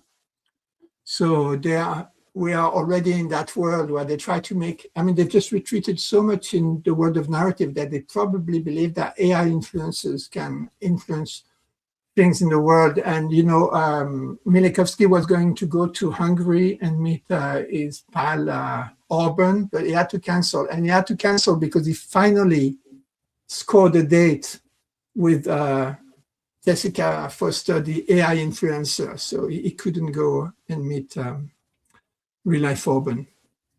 So that's my personal conspiracy theory for the day. I've already had one prediction that was true, and it will be two, and then I will be your next Prof. Chiang. Well, something to aspire to, but I think Indi, you wrote an interesting piece on AI bubble, so maybe you have something to tell us about. If this certainly is what's going on, the bubble will burst, no doubt, but tell us. Well, I was thinking about that, like the prophecy you were talking about, and it's like that story of a Greek king, I think it's Croesus, and he goes to the oracle, and the oracle says, I think maybe it was Persia, but he says, if you attack a great kingdom will fall. But it was his kingdom. So yes. Yeah, you could say that Mileikowski would pass the specter, but it doesn't say to who. I mean, one wishes it was to Sinwar, but like, I don't think the specter is. I think the specter is passing from Israel entirely. What Marandi said about Netanyahu being dead or alive was that he didn't care. Right. He said that it was it's another Zionist. I also kind of feel the same way, but I do think whether he's dead or alive, I think we should just act as if he's dead. Just treat him as a ghost already. There's this guy John Boycott, I think it's something Boycott in Ireland, and the people there, because he was such a onerous, even for an Englishman, he was so awful that they just started ignoring him socially. So he couldn't get his paper delivered, he couldn't get his mail, he couldn't get his groceries, and he eventually just kind of like went crazy and left. So whether Netanyahu's dead or alive, I think we should just treat him as if he's dead. And if he shows up again, act like he's a ghost and an annoying one, and just ignore him. But it also goes to just, you can see there's a different attitude towards Iran and towards the empire and how they approach their dead, how they approach their losses. Iran will say, we are taking wounds, we are taking losses, we mourn. And then in the empire, it's like, oh no, it was a dryer, it was a flesh wound. Like, oh, this soldier will hide him away somewhere. Like they hide their dead, and their leaders do not offer themselves. Their leaders are not with the people. It's not about like whether you're with the people in a press conference. It's like whether you're with the people and like taking losses, and they're not. And it's a fundamentally different attitude, and it speaks to a fundamentally different morale as well. And you have to understand that Iran is unified now because they see their leaders in front and sacrificing. And then Israel is a fragile entity. So what Nasrallah talked about long ago was that they wanted to show the world the point that resistance would awaken. I'll read you a Nasrallah quote quickly. He said, we are counting on the day when the will of the people is manifest to all. So they're counting on the day when, there's among the world population, there's a sense that this empire is evil. But for the longest time, resistance has had costs and no particular benefits. You get killed, your family gets killed, you can't make money. If you look at the Persian Gulf, on one side, there's the corrupt who are making money building military bases for their occupiers and selling oil. And on the other side, there's Iran, who should be just as rich and who should be doing, their kids should be driving Lamborghinis, I guess. But they were only suffering. But now that calculation is being changed. Now Iran is the only one able to get out, and the corrupt and the wicked are scrambling. And what Nasrallah said is they're weak as a spider's web. And if you only knew, that is the frailest of creations. And what I say is the spider's web of Israel, it's like a radar web. It extended out to the Gulf, and that's broken. And now the radar web over Israel is broken. And people can see that it's as weak as a spider's web. And what Nasrallah, I wish he'd lived to see it, but the day when the will of the people becomes evident of all, and when people see that the path of resistance is the way out, and not the path of normalization and subjugation and, frankly, humiliation. And I feel like that day is upon us.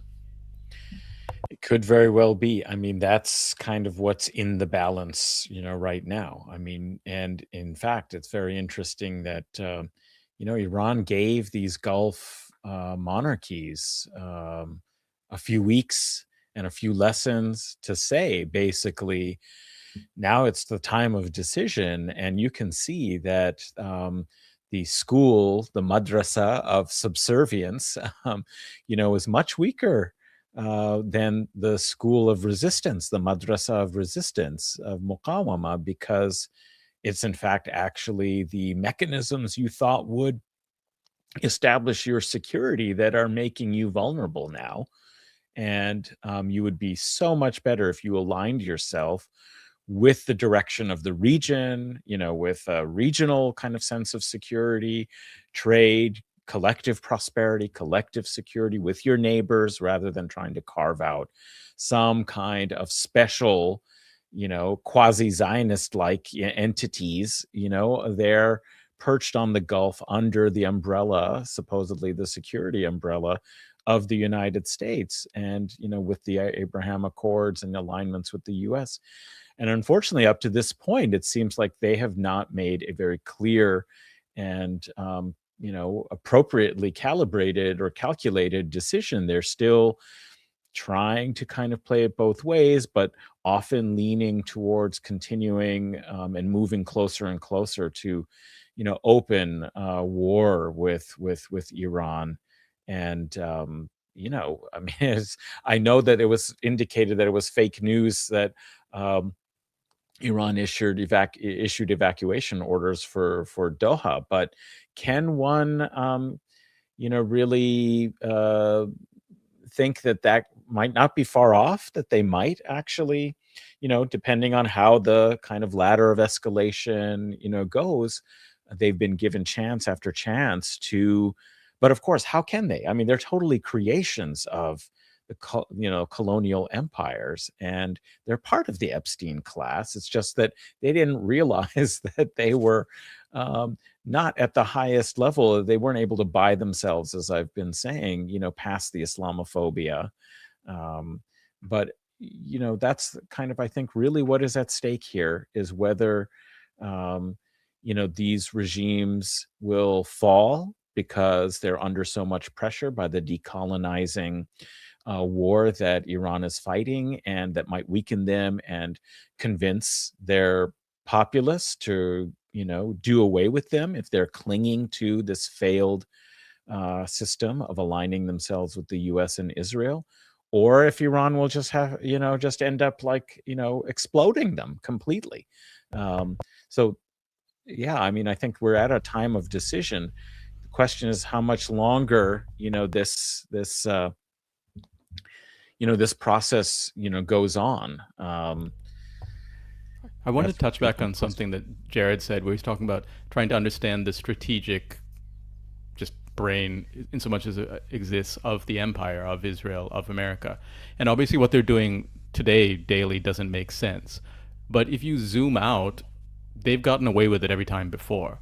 So General Wesley Clark, who's like the thinking man's war criminal, said, like, after 9/11, he got a memo, or he saw a memo. He said, so this is a memo that describes how we're going to take out 7 countries in 5 years, starting with Iraq, then Syria, Lebanon, Libya, Somalia, Sudan, and finishing off Iran. So they got through most of that list. And then when Trump came in, I think there was a sense within the national security state that, like, oh, we're a bit overextended, we can't do it. And Trump was like, no, like, we can do it. We can finish this list. And it's like someone who's gotten away with murder 5 times. Like, they're going to try a 6th time. Like, there's a story that if you give them, no, that doesn't make sense. But, like, they've gotten it. So the strategy, if you zoom out, has made sense. And like any Ponzi scheme, it's great until the last bit. But then it's the last one. It's like, the straw that breaks the camel's back. So what they're doing does, and I don't think America's had an original strategic thought since the 1980s. Even putting someone like a washed up 80s star like Trump in is an 80s idea. It is. That was a decade. Yeah. It's what do you call them, Jay? The what 80s? The imperial 80s, yeah. Oh, the imperial 80s. Yeah, so they haven't really had, so they're just following like the old playbook. It's so they can't actually think in any other way, and anyone within that establishment who thought a different way has been weeded out long ago. Yeah. So this is kind of just like the path they have to go on. I just want to make a point. Someone said, well, if Milikovsky is dead, how come Iran hasn't announced it? Well, number one, they couldn't really know for sure. And number two, it's a question, it's horses for courses, right? I'm not the government of Iran. I'm just a foot soldier in the mosaic brigades of the shit posters of the free people of the world. So I know what I'm doing and I know why I'm doing it.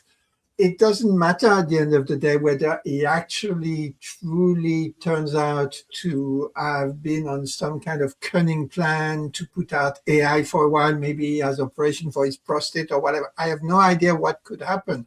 What I'm saying is we are seeing AI. We are seeing AI Milikovsky at this particular point in time. And as we are seeing AI Milikovsky, and on the other hand, so the empire of narrative and lies, and on the other hand, people who tell the truth because that's how you can maintain a popular war, we can lay into him. We're not like pundits, we don't care. I'm not like here to give you, I'm not really seeing into the future, predictive history doesn't exist. I'm using narrative stuff to fight the narrative battle. And as Indi said, it pays a lot at the moment to go after him as if he's dead. Plus, he actually is dead, but never mind. And but it doesn't really matter. And it's not Iran's government place to say whether he's dead or not. Their place is to kill him, which they already did on March the 8th. So they've done their job. And now let's all together do our jobs and shitpost them. Because these demons went to hell, we need to shitpost so that it doesn't come back from hell. All depends on you, brothers and sisters.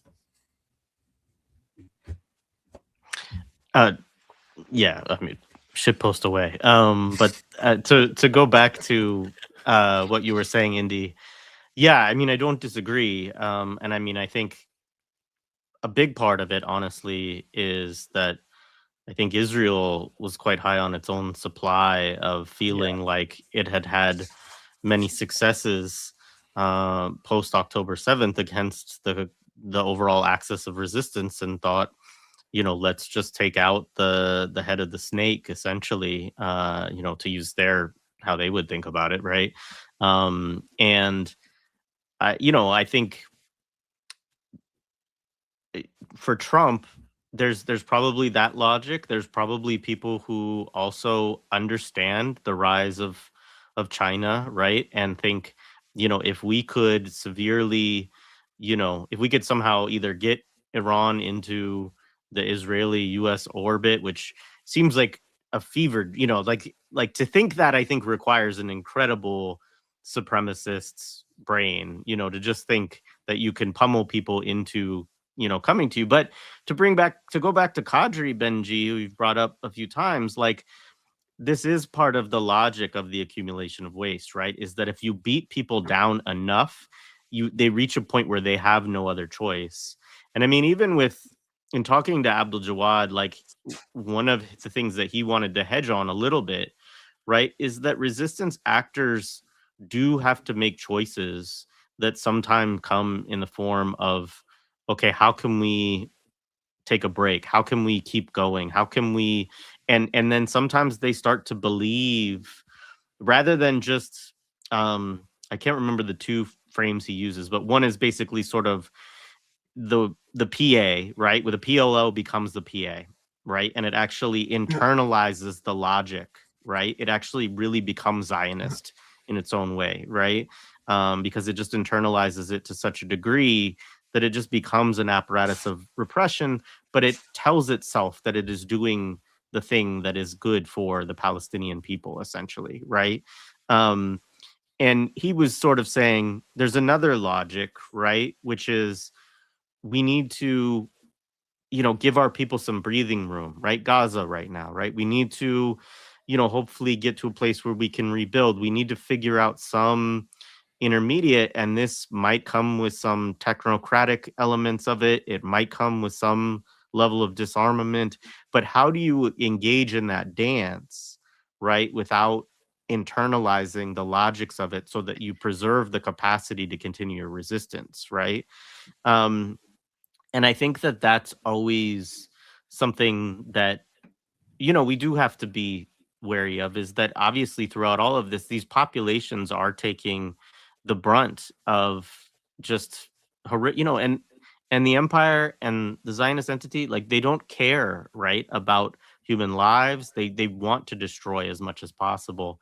And so they're used to that thing. If we pummel people into submission and we get our way ultimately out of that.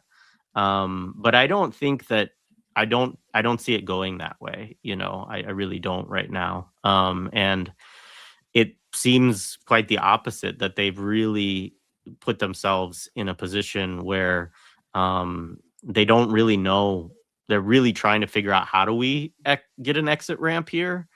And they can't even figure that out. And so I guess in some ways, it's just a matter of Iran, right? Like, how far can they take this, right? How much will they step into their own, kind of confidence and strategy from their point of view?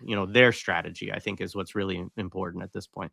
I agree. That's a very important point. I mean, and I'm going to definitely go and listen to that. I always am interested in your conversations with Abdul Jawad Omar, interesting thinker.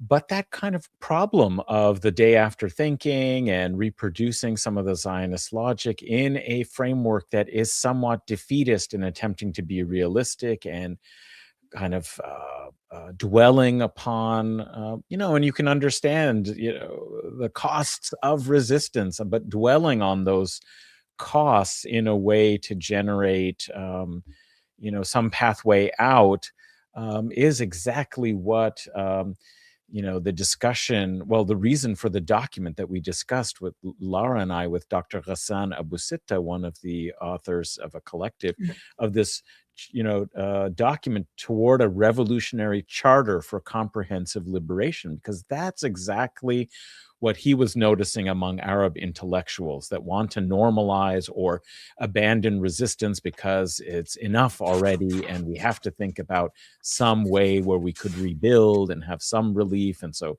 even if it's not, victory, it's the next step that we have to take, and all of this and the logics of that. And that document is framed, very directly around what are the kind of habits of thinking that are actually defeatist and reject resistance and blame resistance for the condition, rather than Zionism and settler colonialism, and kind of fantastically imagine that if we just surrendered, that we could be normal. We could be like the Gulf. And this is what's so important about what Iran is doing, is they've exposed how much of a charade, of a house of cards that is built upon, and also the racist foundations, the necessity of decolonization.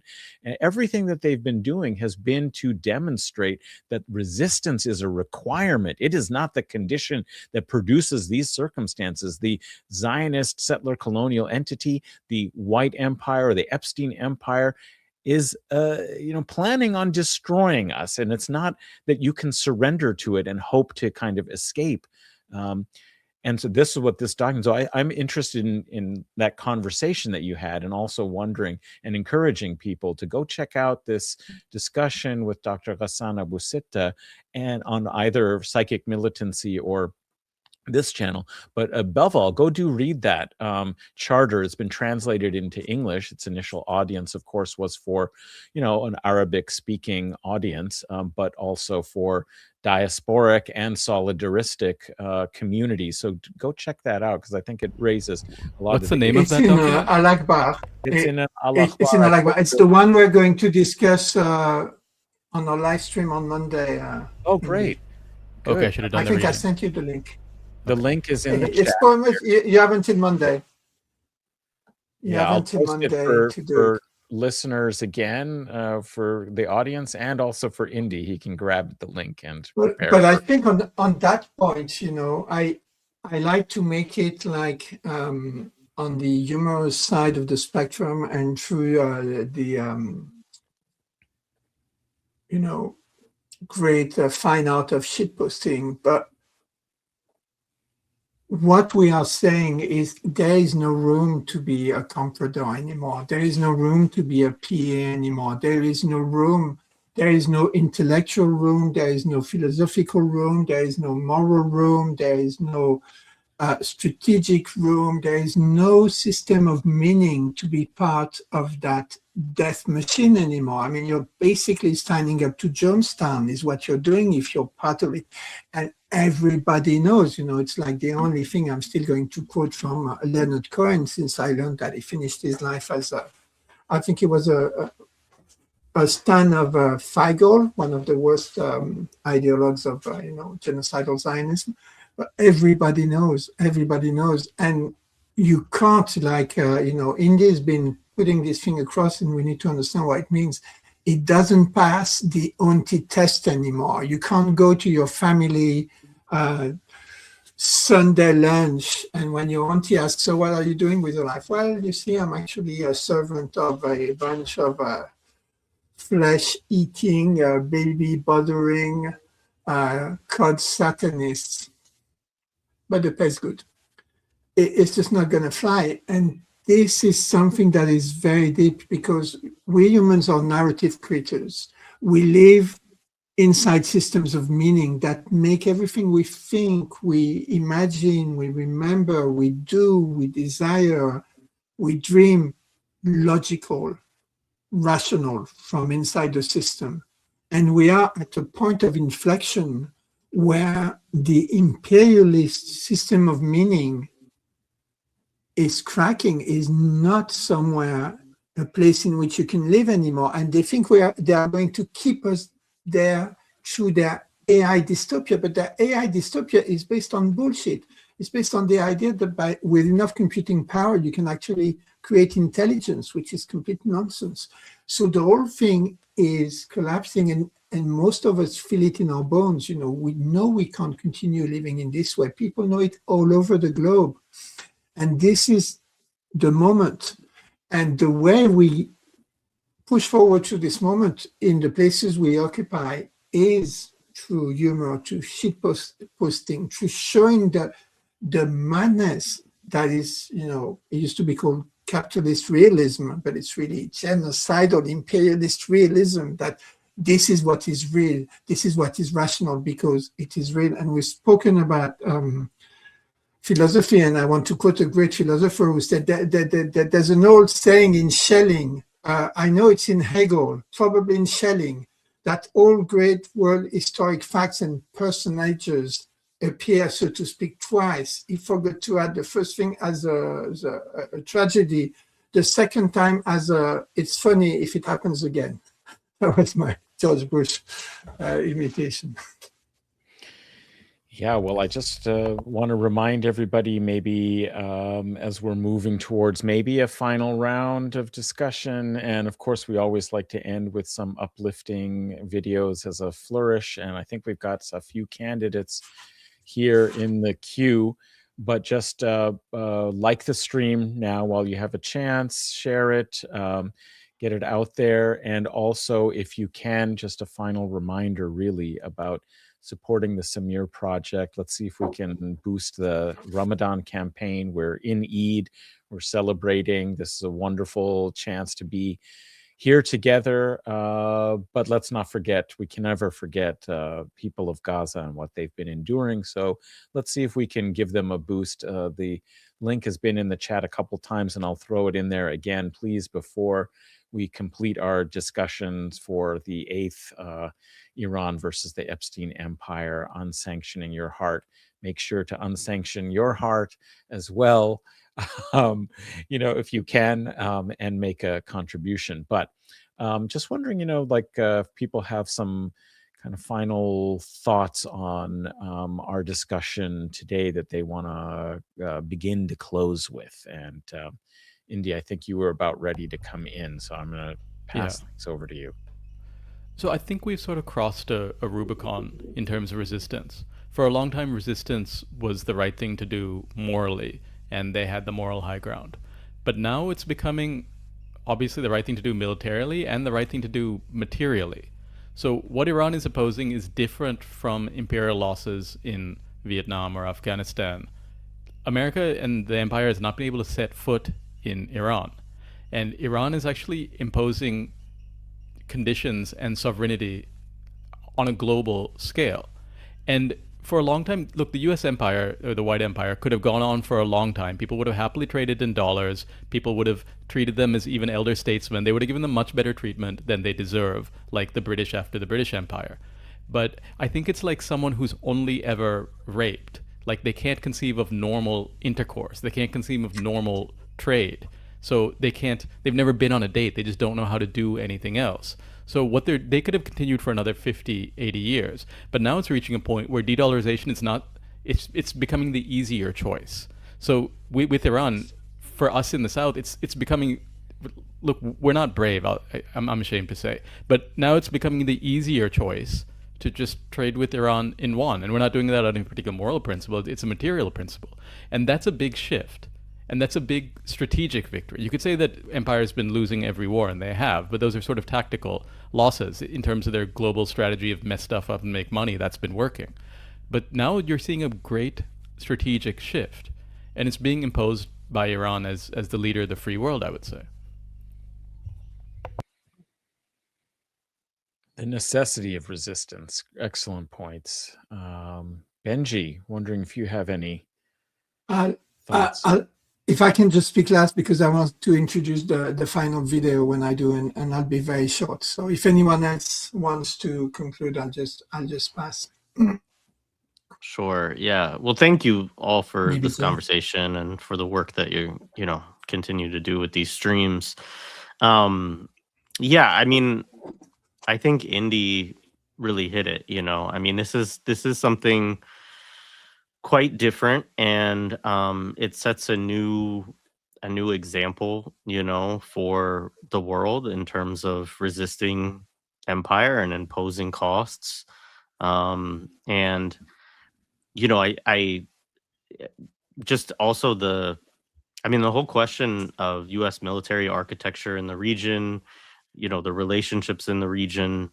Time will tell on a lot of this. I saw, Francis, our friend, posted about Syria, and I haven't followed that closely, but I could see that things are really starting to heat up on the Jolani regime there in Syria. And so, I mean, there's a lot. And then Iraq, we didn't really talk about Iraq today, but I also think that they did a force majeure over like all of their oil the other day. And so there's just a lot that's in play right now. And I think that it's just an amazing kind of time to witness these world events. And yeah, I mean, I think as you all have said, like we just need to keep supporting Iran and the resistance. And yeah, I don't have anything else to add really at that point. But I'm so glad that you mentioned Iraq and Syria. I saw that in the chat, and we didn't get a chance to come back to it. But also Iraq. I mean, obviously, we already know that there have been high incidents, high tempo of resistance attacks on the green zone. And that it has led to NATO pulling out personnel from the bases that they've had, a presence that's been there for 20 plus years now. And so you could say that, this is another step in decolonization of the region that has actually been accomplished by Iran. And moreover, we had talked, I think last time Indi was citing some of these excellent, very specific communiques from resistance groups about the tracking and monitoring, where they've given very specific information, the car they came in, the room that they're staying in a particular hotel, and saying, you better leave this place, etc. They have been very important. And of course, nobody thought that like the Iraqi resistance, was some highly organized force, except people in the resistance, right? And they have also given warnings to Jolani's Syria that if you try and intervene either in Iran or in, which means that they would have to cross, territory of Iraq, or to go into Lebanon to attack resistance forces there. And we know that there were some attempts actually that had started to happen in Khiyam, right, which is the place where the Israeli prison during the 18 years of occupation in southern Lebanon. I visited it in 2000 when it was liberated.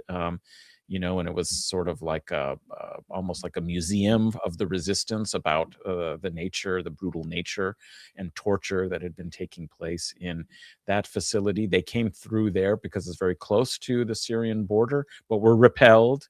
They attempted in Shabaa Farms, again, were repelled. And it seems that just as Benji was saying, that there's no choice to be a comprador, like it's not sustainable, that's actually, if something is happening now, and I've seen reports but can't verify yet, but I've seen tweets and some video of people allegedly rising up against, the Syrian regime, the, ISIS regime of Syria. If this is actually happening, which I think is very reasonable to think that eventually it was going to happen, but it's happened now and in the way that it may be occurring because of the pressure that's been put that you cannot really be a comprador. And this is an activation, you might say, of the resistance energies in the region broadly. And that's what we're witnessing. And so it's very important to keep watching what's happening there and recognize there is an almighty struggle taking place that, as we said from the beginning, that has world historical potential consequences. And I think you had a video that you wanted to perhaps... Yeah, Dave, I want to introduce it, if I may. Before the Lego. If we're going to end on the Lego, that's become kind of a tradition. Jay has one, you mean? Jay has one? Or the Chinese one is good. Sorry. Oh, the Chinese one is long. We'll watch it on Monday. Yeah. Okay. The Chinese one is like 3 minutes, 4 minutes. Other ones as well. This one. Let's go to this one. Yeah. So this is just. You can scroll up a little bit. The post. So they're asking them to bomb Dimona again. Basically, this is a crowd in Iran, demanding that they continue to bomb Dimona, basically. And this is not in the capital either. Okay, so we see. Go Yeah, ahead. I was just gonna post that or share that just because, this idea of comprodorization. I mean, part of what is important, I think, to show, right, is that the people of Iran en masse, right, are supporting, but it's not just that they support, right, the Islamic Republic. It's that they're saying continue to attack our enemies, right, and that is the demand. And I mean, I think that even post October 7th, I had friends who lived in Iran, and that was one of the things that they wanted more. They wanted Iran to enter in a more, kind of forceful way. And you can see the population in these, public squares coming together to, demand forceful resistance action. And I think that just kind of speaks to what you all were talking about in terms of, just that resistance is the only thing that is really supported by the people regionally right now. So yeah. Yeah. That's such an important. Adnan, go ahead. Just because you wanted to be last, Benji. So, but we have another video. You go. We'll get to yours. So you'll the grand go ahead. finale. But I just wanted to show this one that's akin to what Jay.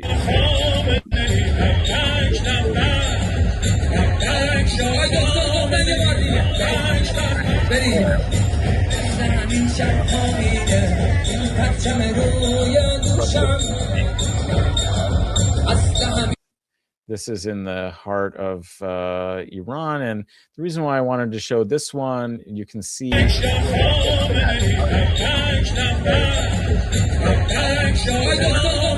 And just because it reminds me of our brother, comrade, Dr. David Yagoubian, because that's where he stays. And when we spent a week in December in Tehran, we were very close to Van Nack Square, and we went through there all the time. And it's just amazing to see it transformed from, a kind of hustling, bustling, middle class kind of place into a hotbed.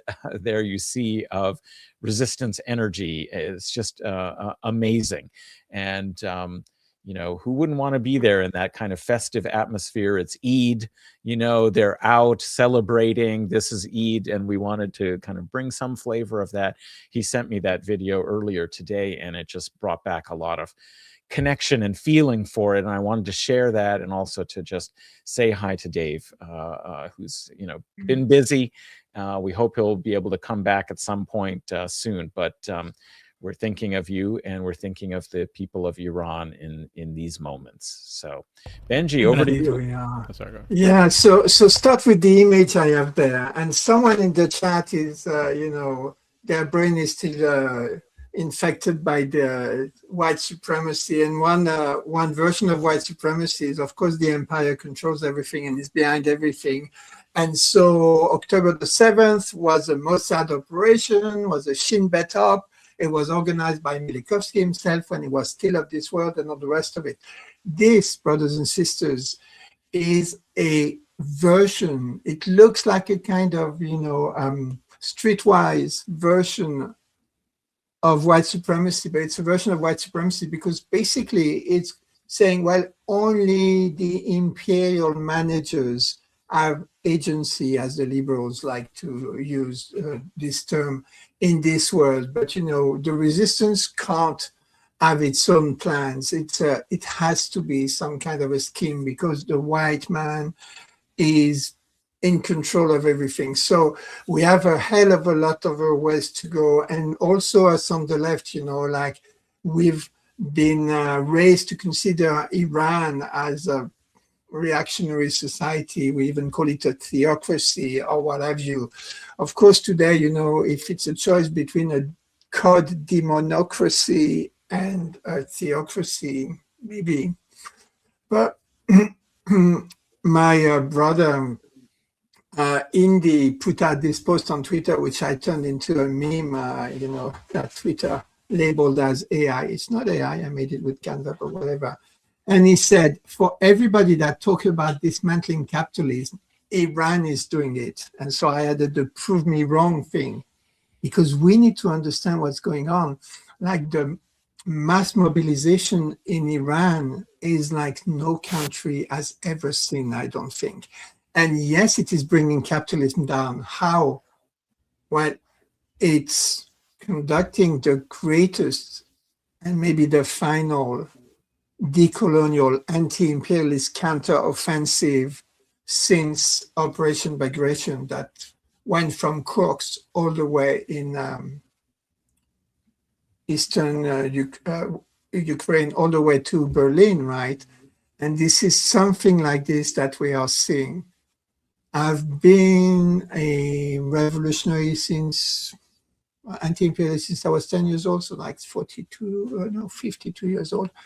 I've never said what I'm saying today. I've never seen what I'm seeing today. We are seeing something that is a 500-year episode. It is really the plates are moving, things are changing. If you bring this empire down, you are objectively being anti-capitalist. I hope my Marxist brothers and sisters can get their intellect around this particular fact. And if you see the mobilization in Iran, you can tell these people is not gonna settle for a ceasefire. I mean, they are paid so much already, they are so mobilized, no Iranian government can turn around and say, okay, we just go home and let them do it again in 6 months or in 1 year or in 2 years. Are you crazy? The people will not allow this to happen. The people will force the Iranian government to take the anti-imperialist road all the way to Al-Quds. I'm sure of it. I can feel it in my bones. And I saw this quote that was absolutely brilliant about Iran, but it says something about what anti-capitalist, anti-imperialist revolution is in this day and age.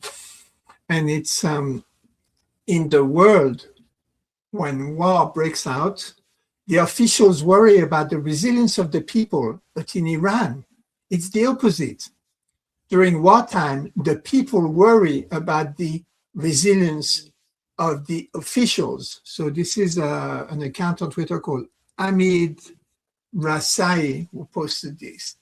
And I think he really gets it. What is the essence of this world historical moment we are seeing? Remember, Iran already produced the greatest ever mass popular revolution in the history of the world in 1979, and there are more people mobilized around the anti-imperialist colonial liberation project for the whole region today than there were in 1979. I want to announce, by the way, that we're going to move to a weekly schedule simply because we've decided that sleeping would be a good idea, as it's very clear this is going to be a war of attrition against the empire. So we are going to slow down on the rhythm, meet once a week, probably on the Monday nights. We'll make sure we invite distinguished guests every week and try to get some women also to share their perspectives. And I will introduce the final video for today. As I said, everything is turning into its opposite. It's this beautiful, like for a Marxist thinker, it's this beautiful moment where you see dialectics at work in the inversion of dynamics at work. It's like a sight to behold. And, AI was sent in this world. I think God created AI not for the dystopia they think is going to be, or for controlling our minds or our thoughts or whatever. God created AI to grow tomatoes automatically in China, but also God created AI videos for one thing, which is the most perfect anti-imperialist agitprop there is. And today it will be me quoting the Holy Quran in the honor of the Eid festival and Eid Mubarak, brothers and sisters. And here's the quote. And the disbelievers planned, but Allah planned. And Allah is the best of planners. And so it is with AI. And this is what Allah planned for AI. Take it away, brother. بسم الله الرحمن الرحيم يا مقلب القلوب والأبصار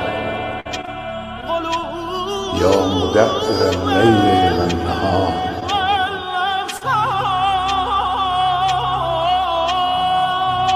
يا محمل الحول والأحبار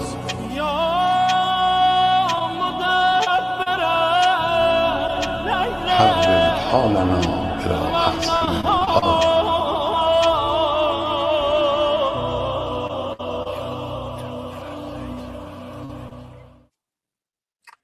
So, Eid Mubarak, swift victory to the free people of the world, death to America being the moderate demand at this point. Peace to you all with justice and solidarity. We'll see you next time, maybe Monday, not this coming Monday, but a week from Monday. I'll be traveling, so I have to slow down with some of these at some point. But if you're in Philadelphia, come out on Wednesday, the 25th at 6 p.m. to the Philadelphia Liberation Center for what looks to be a pretty interesting panel. Gosh, what is the title? I think it was something like War on Iran, Burning Questions for the Resistance. And there'll be Gabriel Rockhill will be chairing it and offering some comments, and Nazia Kazi, Adim Suhail, and myself. And I believe, Jay, you're planning on attending, so people can come and meet you as well. And so it should be a good discussion. So do come out for some live in-person sense of community. And we look forward to coming back with more content and also, of course, episode 9, in a little bit over a week of Iran versus the Epstein Empire. Thanks, everyone, for being here. It's wonderful to be with you. There was like a little convulsion in the chats and all that. I didn't get a chance to moderate as closely. I'll have to appoint more moderators, so we always have somebody in the crowd. If you're interested in volunteering to be one, do let me know. But the best thing about these live streams is the interaction and engagement with you and your comments. It's been a really vibrant and lively discussion, both on screen and in the chat. So thank you all for being here. We'll see you soon, inshallah. Thank you. Free Palestine. Free Palestine. Free Palestine. Bismillah ar-Rahman ar-Rahim.